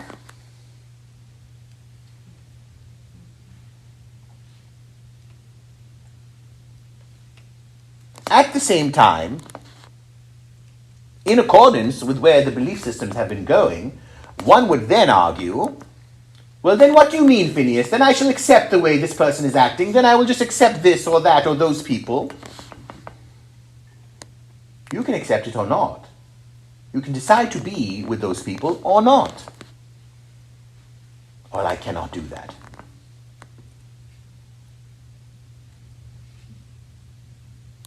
Well, there's your answer. You cannot. Then suffer. Be the martyr. Or understand that you created all of it and your freedom does not lie in what they do or do not do. Is that how you can move through a frequency match? So if you're not happy with your frequency match, change your belief, change your frequency. The frequency will change the moment you change your belief. How can we prove it to you? If a person were to embrace you, and all of you have experienced this, you have been angry at a person and they have come to apologize in some way, and they put their arm around you. Have you experienced that? All of you have at some point. Even if you don't remember the specific instance, you understand the example? Yes? All right, you are very upset and angry because what they did was not right. It's not in your code of behavior. Now they come to hug you. But you are braced. Do you remember that earlier? We said, are you bracing yourself? So your energy is braced inside. You know what they want, to hug you. There's a part of you that wants them to hug you, not to feel good, but to lord it over them, that you are going to resist them. And there's a part of you that does not want them even near you. But at the same time, you wish for them to feel your hate from the other room. You still want to affect them. So they come and they hug you. Now, they are working to change your belief about what happened. Aren't they? By the way, you have been that other person as well. I did not mean it. That is not what I meant when I said that or did that. Don't you know I love you? You know how it goes. You know what you people say to each other. And then, depending on the person's processing of that word, let us say you are the person receiving that apology in some way, you will decide whether you feel it is sincere or they are saying something that's enticing you in some way, whether or not you feel it's sincere, but they are offering you perhaps to feed you a meal after you see the reward. But then, when you finally do, for whatever reason, make that shift inside of yourself, what happens is that you then begin to feel the hug. Now, their arms are around you. The gesture of hugging you, the gesture of love that is universally known as an embrace, is clear to all. And yet you are not feeling it. Because you do not believe in the reasons behind it. Therefore, you cannot feel the embrace. There are too many things that have happened that were against what you believe, therefore you cannot feel the embrace. Welcome to your predicament on earth.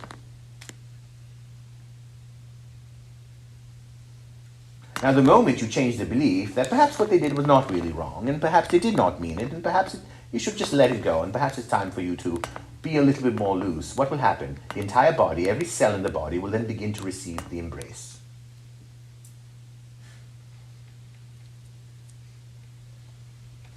Therefore, the frequency changed.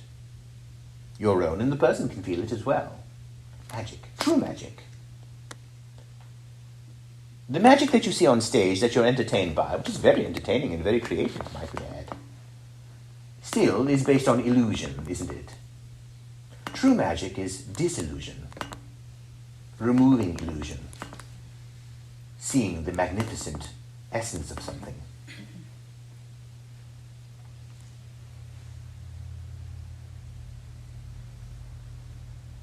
The belief about something shifting changes the experience of it and the frequency that goes out.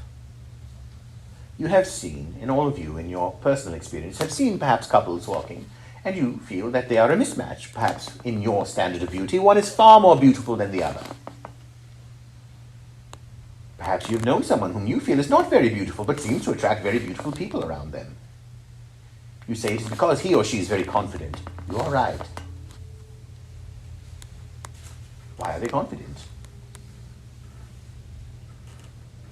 Well, they just feel they are confident. They just do it. They don't care.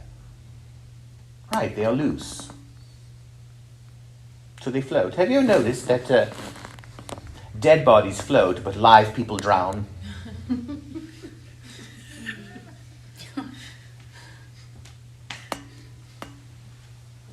Isn't that interesting?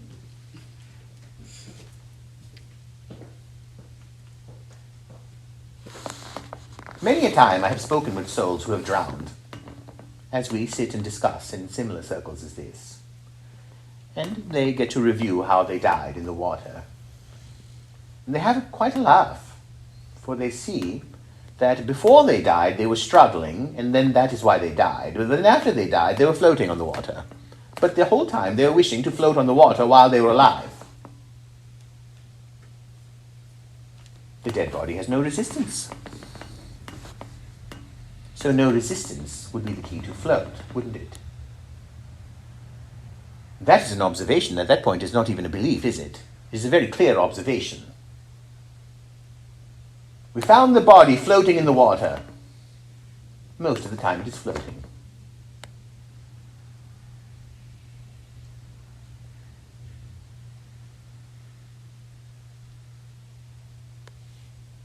Questions? Yes. So, Phineas, to change a belief is to be conscious of that belief and choose differently? Yes. Surrender it? What exactly can you explain? Certainly to be conscious of that it is a belief. Let us not say to be conscious of that belief. First you must begin to accept as your basic vocabulary, your operating system if you would, that it is a belief, not the truth. They hurt me. Now, if you believe that they hurt you, your hurt is real, isn't it? It's a pain, it's a feeling that you have. Your feelings are hurt. If this happened at a particular time in your childhood, again we would say to you, you are letting the child dictate the person you are now. And you also believe that it is irrevocable damage that has been done to you.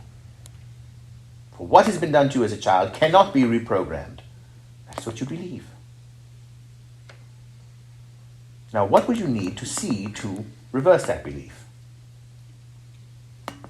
Perhaps you need to see all sorts of successes in the world of people who had it rough and changed it. Changed how they felt about things. Then you would have to be convinced that it is true. It is a lengthy process. You would have to have sufficient evidence. All of you need sufficient evidence for something to be true to you. But then there are those who are very light on their feet, that see everything as part of their creation. They begin to become fascinated with creation. Oh, look at that. I created a bump on my knee. Oh, look at that. I created that experience happening. You have never been in the wrong place at the wrong time. Never. It has never happened. It will never happen. The universe does not work on frequency that do not matches, yes? Cannot. You cannot be in the wrong place at the wrong time. So, how do you become aware of that belief? First, understand that everything is a belief.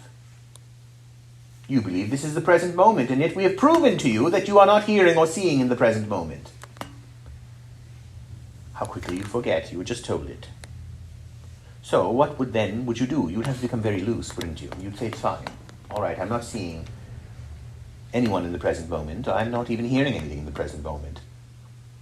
All right, I don't need it to be that way. The present moment is more fluid than I thought. Oh, yes, it is. And that's why many of you have done your experiences, whether it is through shamanic journeying or through dreamscaping or something great that has happened to you, you have begun to see that all these lines begin to blur, that time does not exist in the same way. Understand? That is what begins to happen. So, through your psychic self, you have a sense that you have been places before, that you know things about people, that you are strongly influenced by an inner, we call it a feeling tone. We're going to go a bit wider and deeper. Then we'll come back to this question. The seasons, the world, the physical world as you know it, comes from something called a feeling tone. That is why the seasons have a feeling and a tone. Moods have a feeling and a tone. They are feeling and tone, aren't they? Color, frequency, there's a tone. Sound is a tone. There's a tone of a color. There's a tone of voice. There's a tone of spirit. There's a tone of a conversation. Correct? There's a mood in a room. It is all a tone. Feeling tone. We are actually talking to you about the very nature of reality at this moment. It is all feeling tone. The universe is an emotional reality. It is not distances between planets. Because that will boggle the mind. Where does it end? You would have to accept it as endless. There is a surrender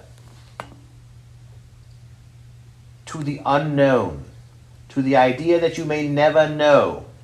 But what you do know is how you feel. You see, there is only one thing that you know, for sure, that no one can argue with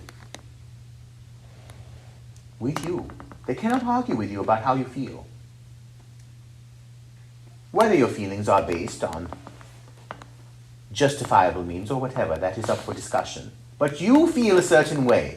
You either feel good or you don't, or some variant of that. Correct? You may say, well, what do you mean? It is the only thing I know for sure. I know that I am a woman or a man. That is only because you have definitions of what you think a woman or a man is. You might have other people who say that is not the definition of a woman. Now, you would act differently if you are a woman, in my opinion. You're more of a man than a woman. One might say that. You might say then, well, I know I love my mother. Well, then another person might say, I don't believe you love your mother. If you had loved your mother, you wouldn't have ever said that. So I don't believe it. I can argue with you on that. Well, the sky is blue. Well, here comes the other person. No, first of all, there is no sky. There's only this ground and then outer space. The sky is just a section of outer space that seems to be blue that you are calling the sky. It is not a tangible thing, the sky. It is an empty space, isn't it? So do not say there even is a sky, and let alone say it is blue, because there is no object to be blue. You are simply just seeing light refracted that is blue in an empty space. That is what you are calling the sky. So that is not true. But what do you know for sure that no one can argue with you about? How you feel. Even the doctor cannot argue with that.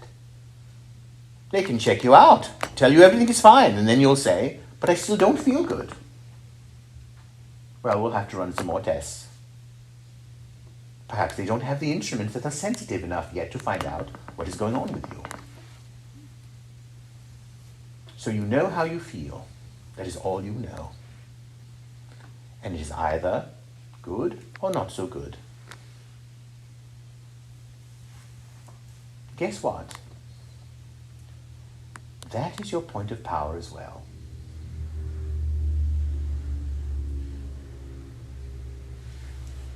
That is what propels you forward.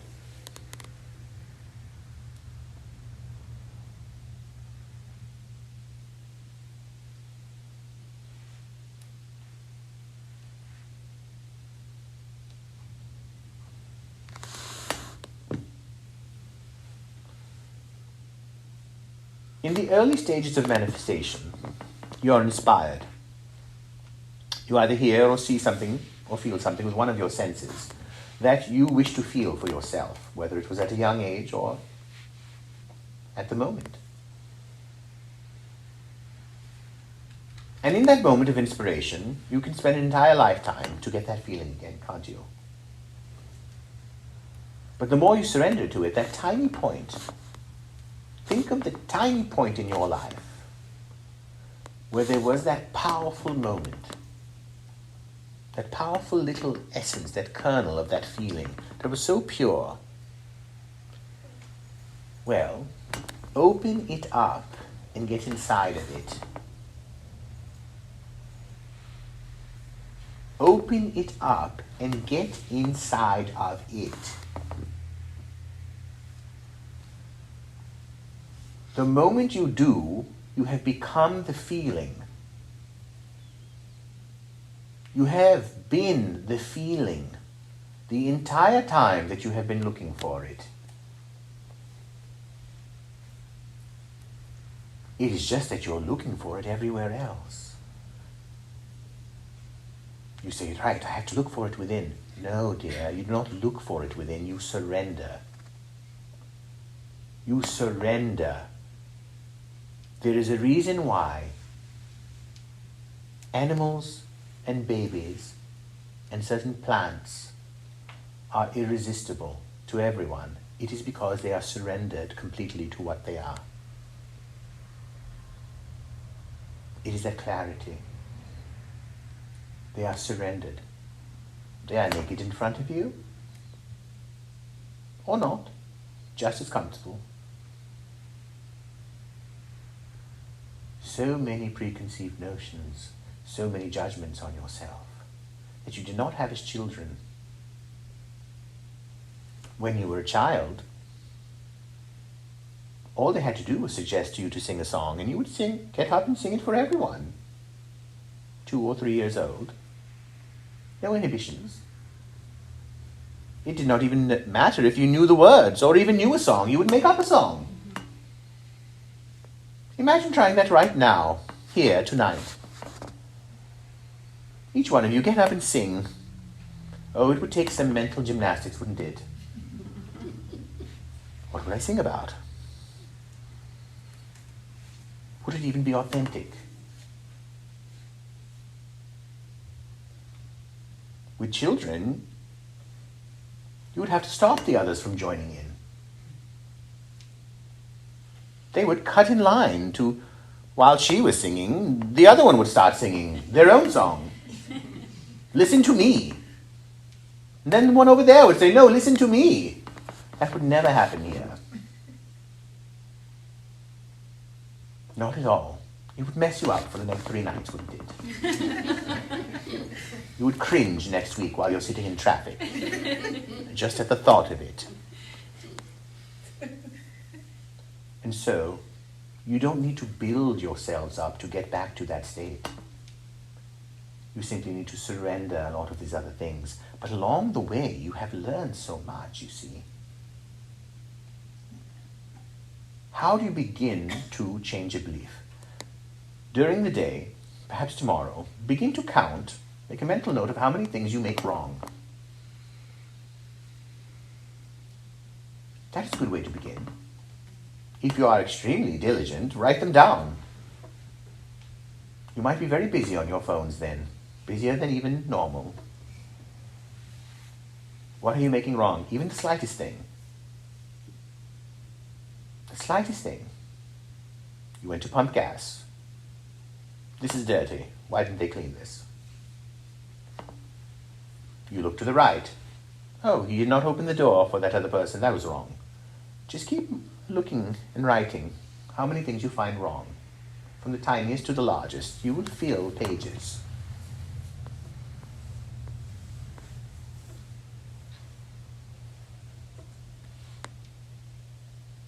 The power of the universe.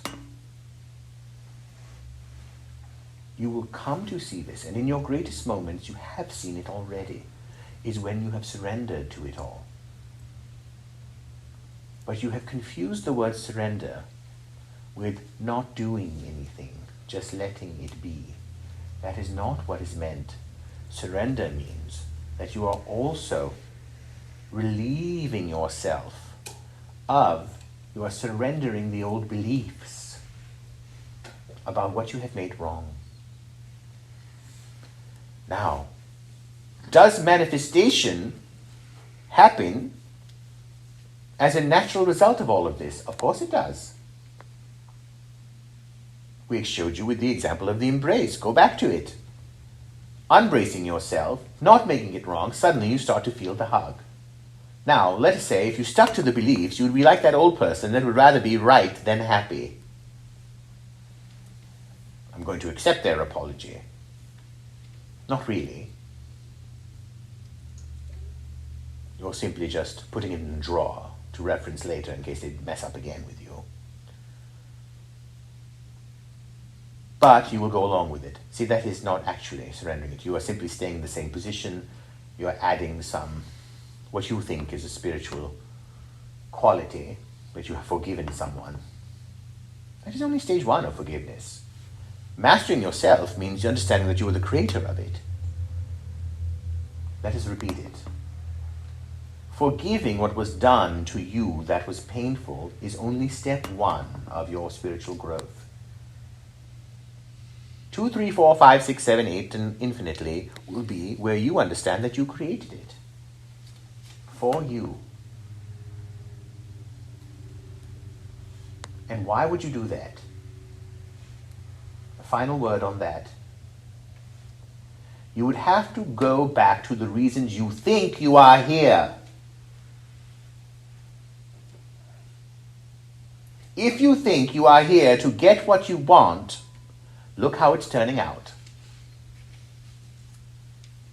Cannot be that that is why you are here. Well, then what should I do? Leave my desires again? Here we go again. Boy, you used to have a lot of fight left in you, do you? Except in all the wrong places. Defend your position at all costs. At any cost. Or until something threatens your life, then you might change. That seems to be the thing that does a little switch, doesn't it? A little bit of cancer here or there. Or someone else getting it. Perhaps a plane crash or a car crash. A violent threat. Something. Some sort of assault on you. Wakes you up. Pulls you out of your coma. Suddenly the air is fresher. I noticed it's a little bit harder to have somebody take a full perspective of their beliefs when it's related to their city and their culture that they came from. It's almost impossible for them to see that a lot of their beliefs come from that. And to show that to them is almost It's impossible. a good point that you are bringing up cultural beliefs. Mm-hmm. For they are part of the group consciousness. Like New Yorkers have a way of being. LA people have a way of being, different countries. Those are what you call soul groups. Mm-hmm. That would be a different discussion. Let us say that on any landmass there are vortexes. There are certain vortexes, energy centers, where there will be what you would call metropolitan cities. Even in prehistoric times, what you call prehistoric, there were still large groups of people in those areas.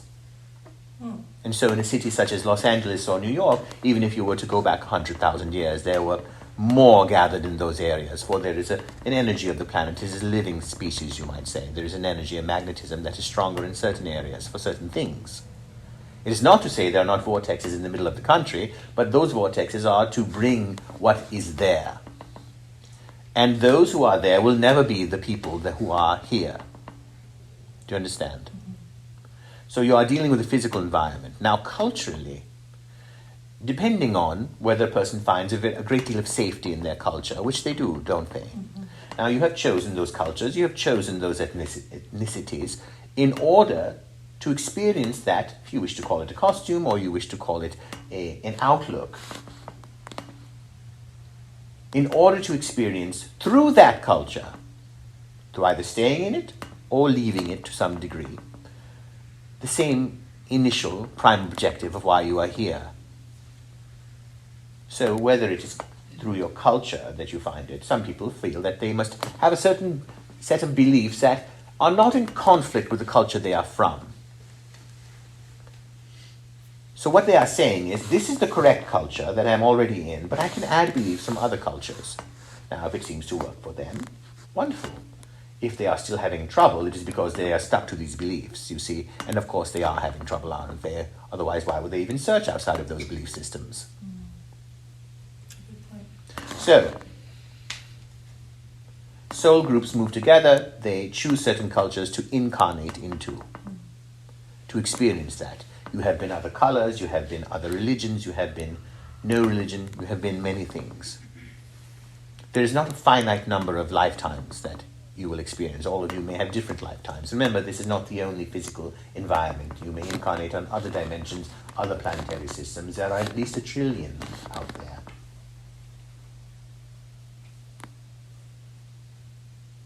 Questions? Yes? If you're having a hard time, back to some of the similar questions that have been asked, identifying a limiting belief and understanding that there must be some, and being very open to that and owning the fact that you create your reality. And a teacher is not emerging to unlock that limiting belief for you. Could you say that you could follow the string of your feeling and become consciously observant of how you're feeling? And if you're not feeling a desirable feeling, you look further into that feeling and then you decide where the rigidity of belief is that needs to be surrendered. Would that be a path to follow to find the limiting belief? Well, certainly if you are looking further into the thing that caused you the pain, you are not going to find the treasure you are looking for. In that aspect of your question.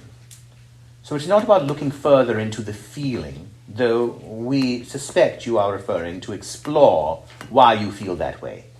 Well, if you're looking for the feeling to explore what you would like to let go of. Now, let us say that you say, I'm holding on to this thing, I'm physically holding on to something, and I wish to let go of it. You would first have to identify why you are holding it still. That means that you are getting something out of it. Would you agree? You're holding on to something, for it is sourcing you in some way. Remember something, some people hold on to pain because even the pain is sourcing them. Right. Whether it is a form of a field of protection around them, they are in pain. Therefore, they are now separate from the world, which is what they wanted because they don't want to feel future pain. Now they've created a pain shield. So, why are they holding it on to it in the first place? Getting yourself to recognize that you are getting something out of it. Now let's use an example. Where have you felt that you have had a limiting belief?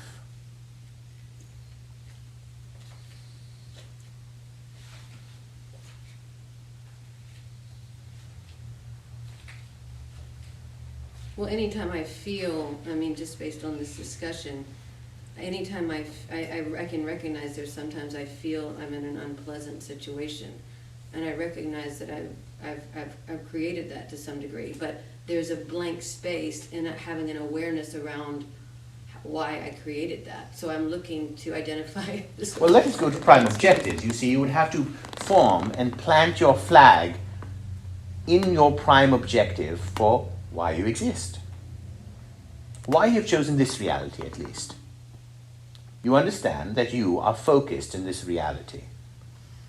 That is what you call this life. For example, in several hours, you will be focused in a dream, correct? Right. You have awoken from a dream many times and could not believe that it was not real, correct?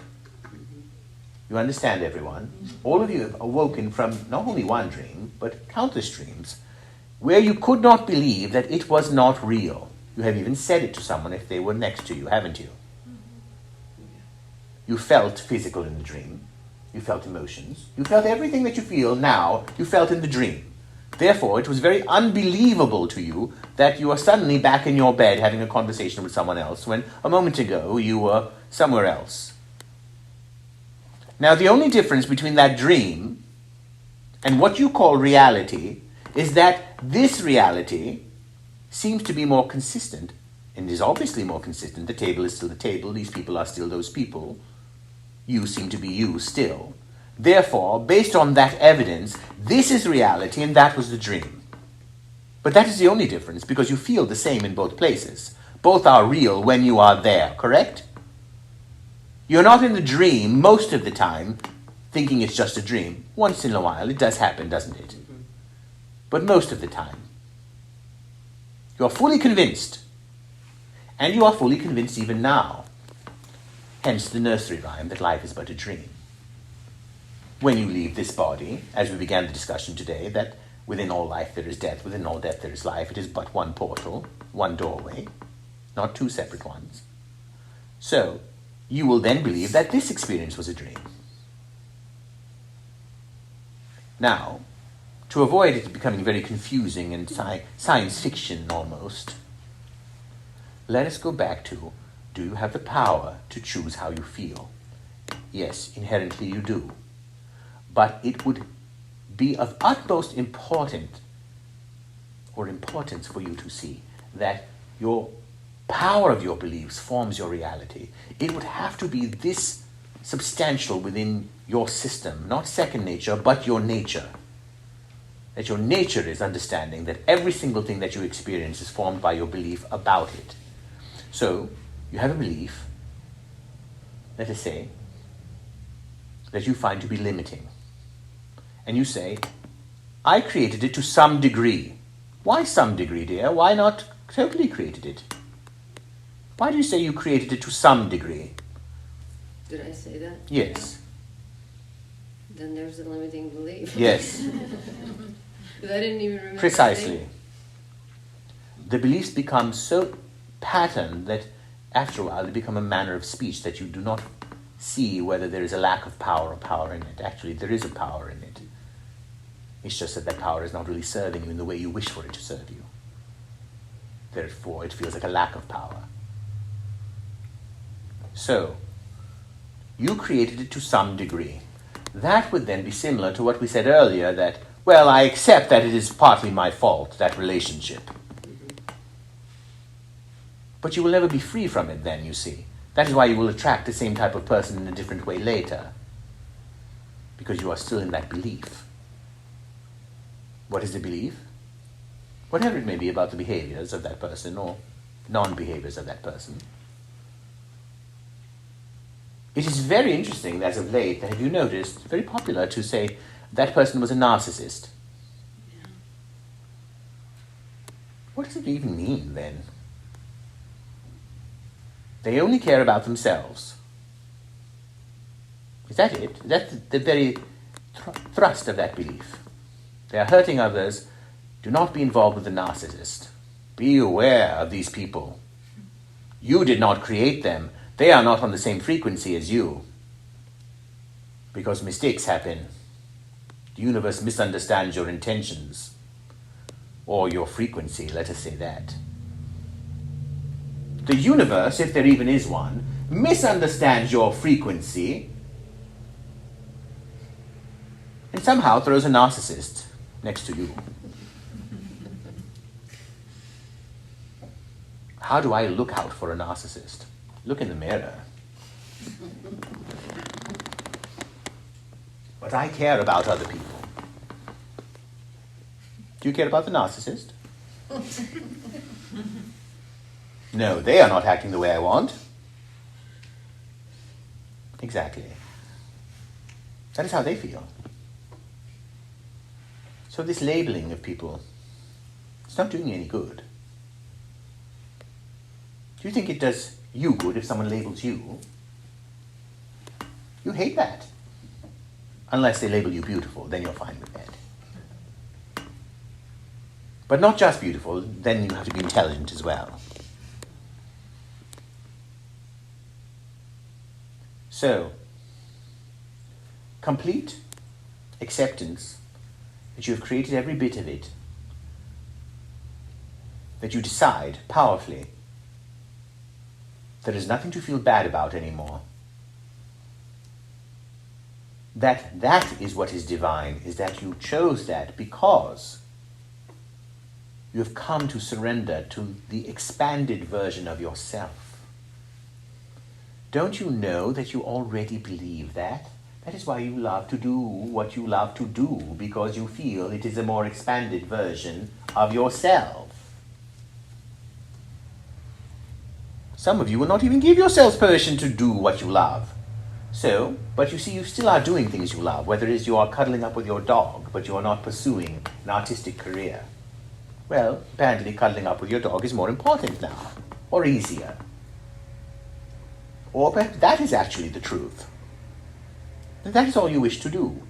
But if it was all you wish to do, then you would surrender to it and not need anything else. And this is where one might start to go insane. What do I really want? Is this the part of the mind and the heart where you get confused, correct? Yes, because why do you need to know what you want? Why are you not just flowing with what you are?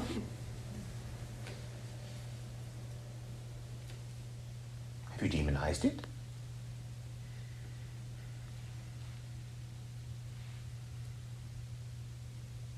Perhaps you feel you do not know who you are. Another pattern they have told you, know who you are, know who you are. Why do you need to know who you are? You're only that for about 80 or 90 years, if that. Half the time you're not even being yourself, so you will never know who you are. Yes.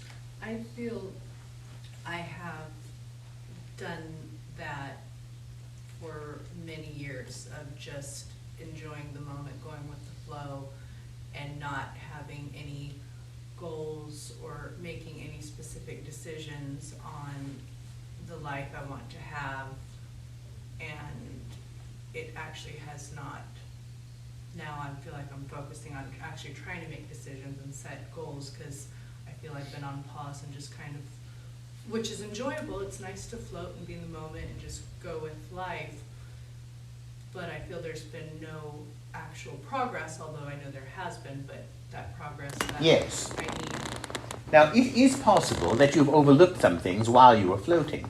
Perhaps you felt that while you were floating, you could not do anything else. That once you're floating, floating looks like this. Think about it. Floating looks like this. What is your name?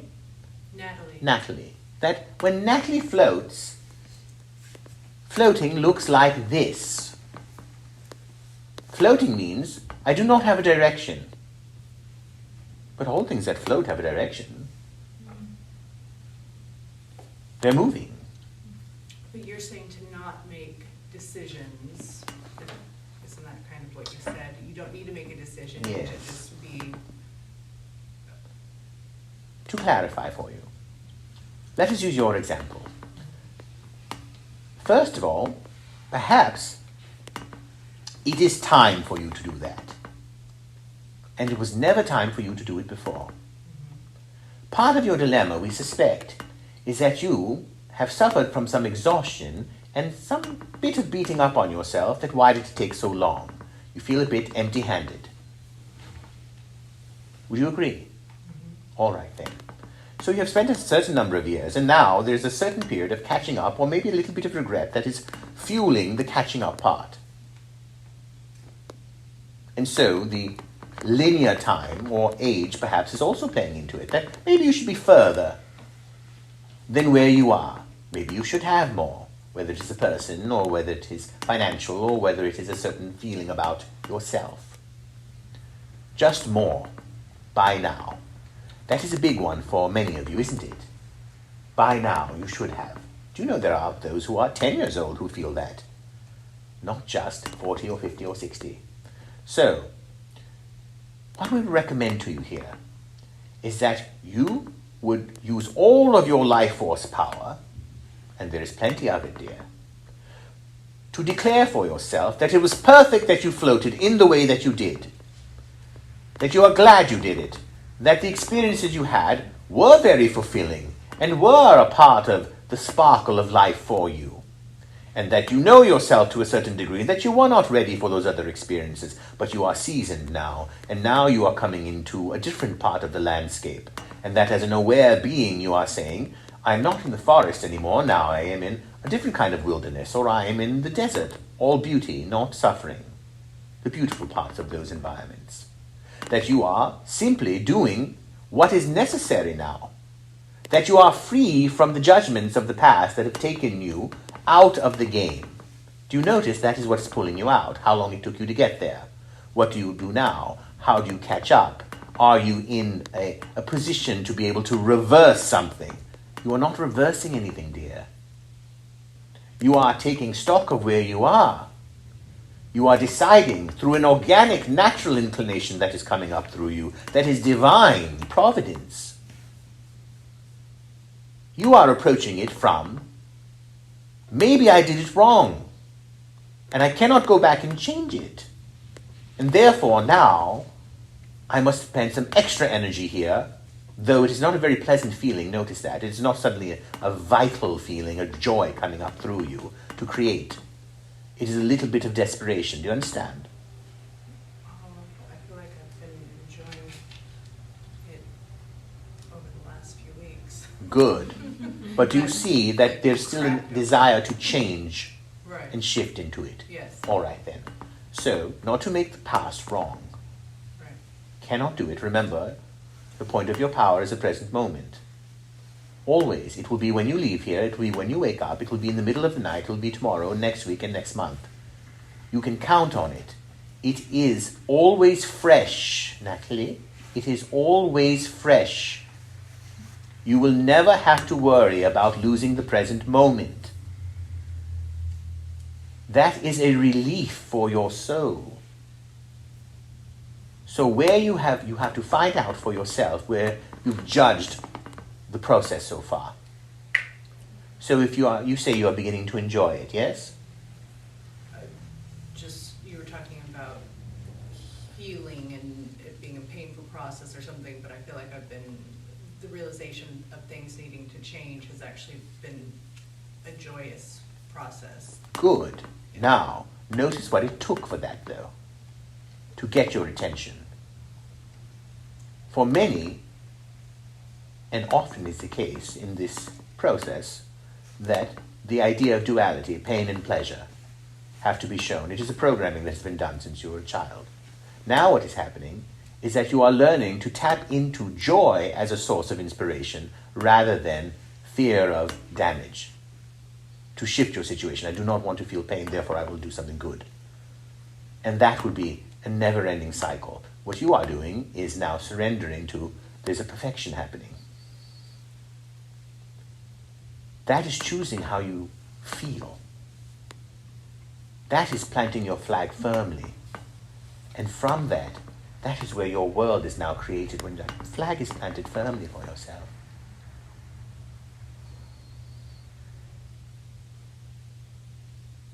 Your spirit guides, what is your name? Anne. Hello, Anne. Hi. A moment for you is a question that your guides wish for us to ask you. Is in your relation to your health, where have you felt limited? I'm tired. Yes. And it's just, I've got all kinds of problems because of that. Yes. I'm just exhausted and mentally, physically. This is your point of power, and we wish to close with this one, with you.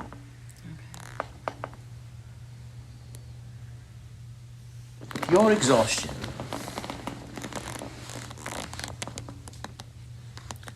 could be lifted by certain information if you believed in it and if it was proven to be true. Let us give an example. It will not be about you, then we will come back to you, all right? Let us say there is an economic recession. All of you have lived through one. Do you know what would be a way to cure it? To instantly change it. Would you like to know? have every news outlet proudly celebrating, telling everyone the recession is over. Go and spend, everyone. Enjoy. It will be over in a day.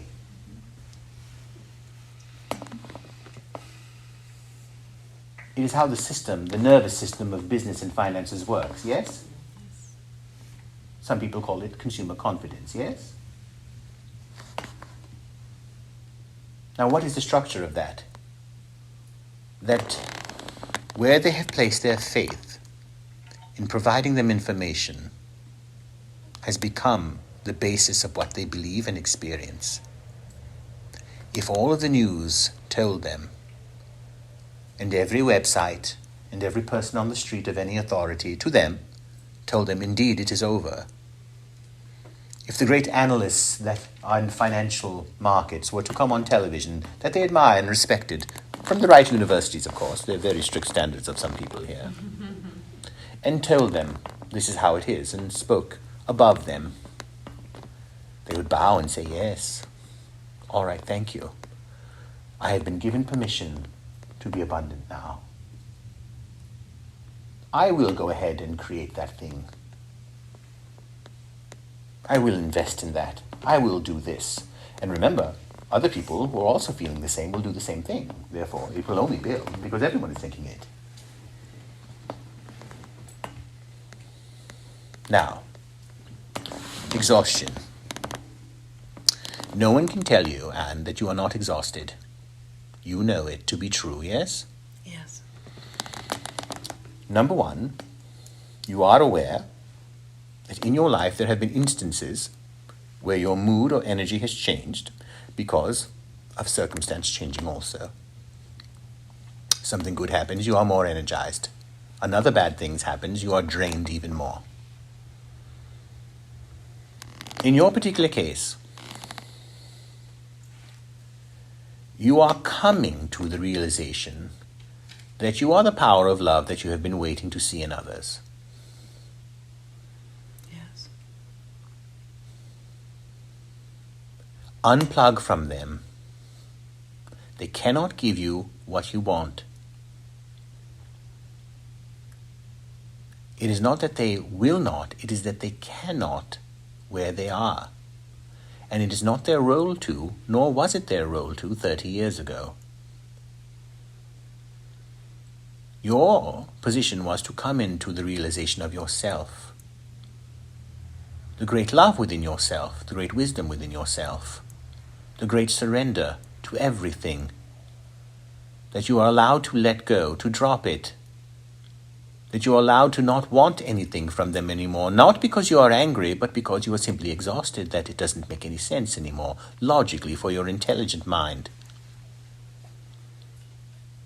That you understand the limits of beliefs that you have been hearing this evening and in other teachings that you have been perhaps exploring, that you are seeing that it is limiting beliefs. It is a plague in a sense, though it may kill you in some way. It is not meant to kill you, and now you are picking up where others have left off. So put the bat down. They stopped hitting you with it a long time ago. You did not need to pick it up and finish the job for them. They will move on in their own distresses and chaos of their minds. You do not need to take it on for yourself. It is not part of your story in that sense. It is only part of your story in the sense that it's part of your evolution, but it's not part of your practical day-to-day life. Your concerns about your body are not based on actual fact. Your body is full of vital life and power and freedom to dance. All you have to do is turn the music on and do it. What stops you?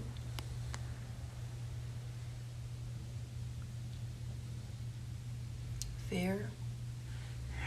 Now, we would tell you that you're getting something out of the fear. Even though you do not like the fear becomes, you might call it, a dark, safe womb. Though it's not very safe, is it? And yet it is separate from others. But that is not your nature, to be separate from others, isn't it? You want connection more than anything, isn't it? Yes. Then you have come to be the one who gives the hugs, dear.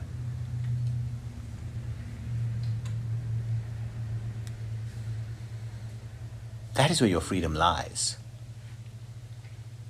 They can take it or leave it. But you're getting it all the time then, because you know what you believe in and have surrendered to.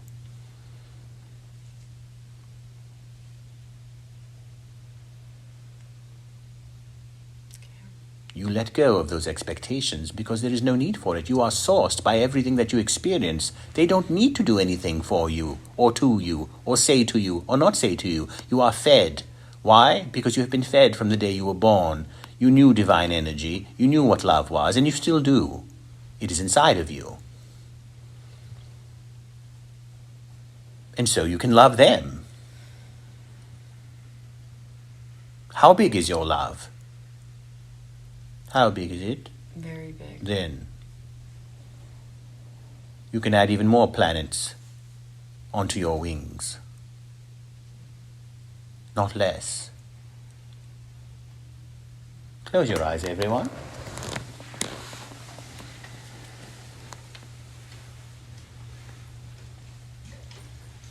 Focus on a point of light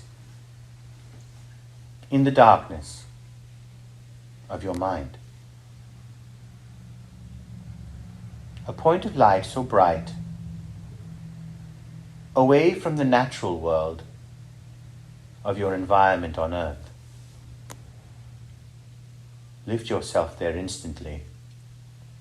There is a reason why you are able to do this, because this is where you are from. Keep focusing on that point of light in the darkness.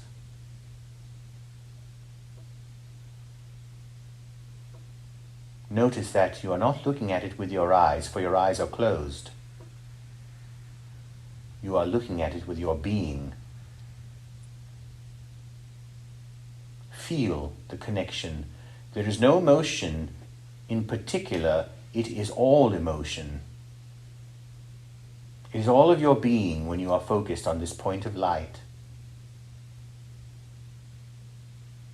Relaxing your forehead with your eyes closed, see that beam, that point of light go into multi-colored beams beaming out through you. Become very vulnerable now. Surrender. Drop your shoulders, open your heart, and let all the beams of light blast through you.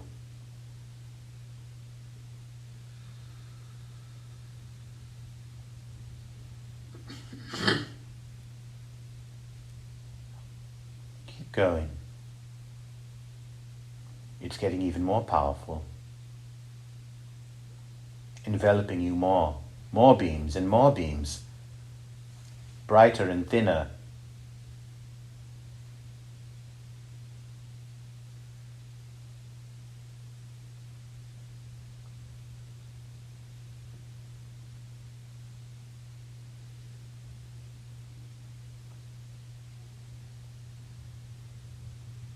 Bow your head.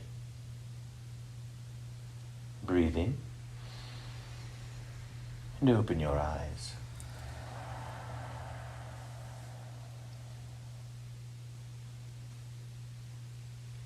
It has been a pleasure to be with you, and we will return and continue many more discussions with you. Be well.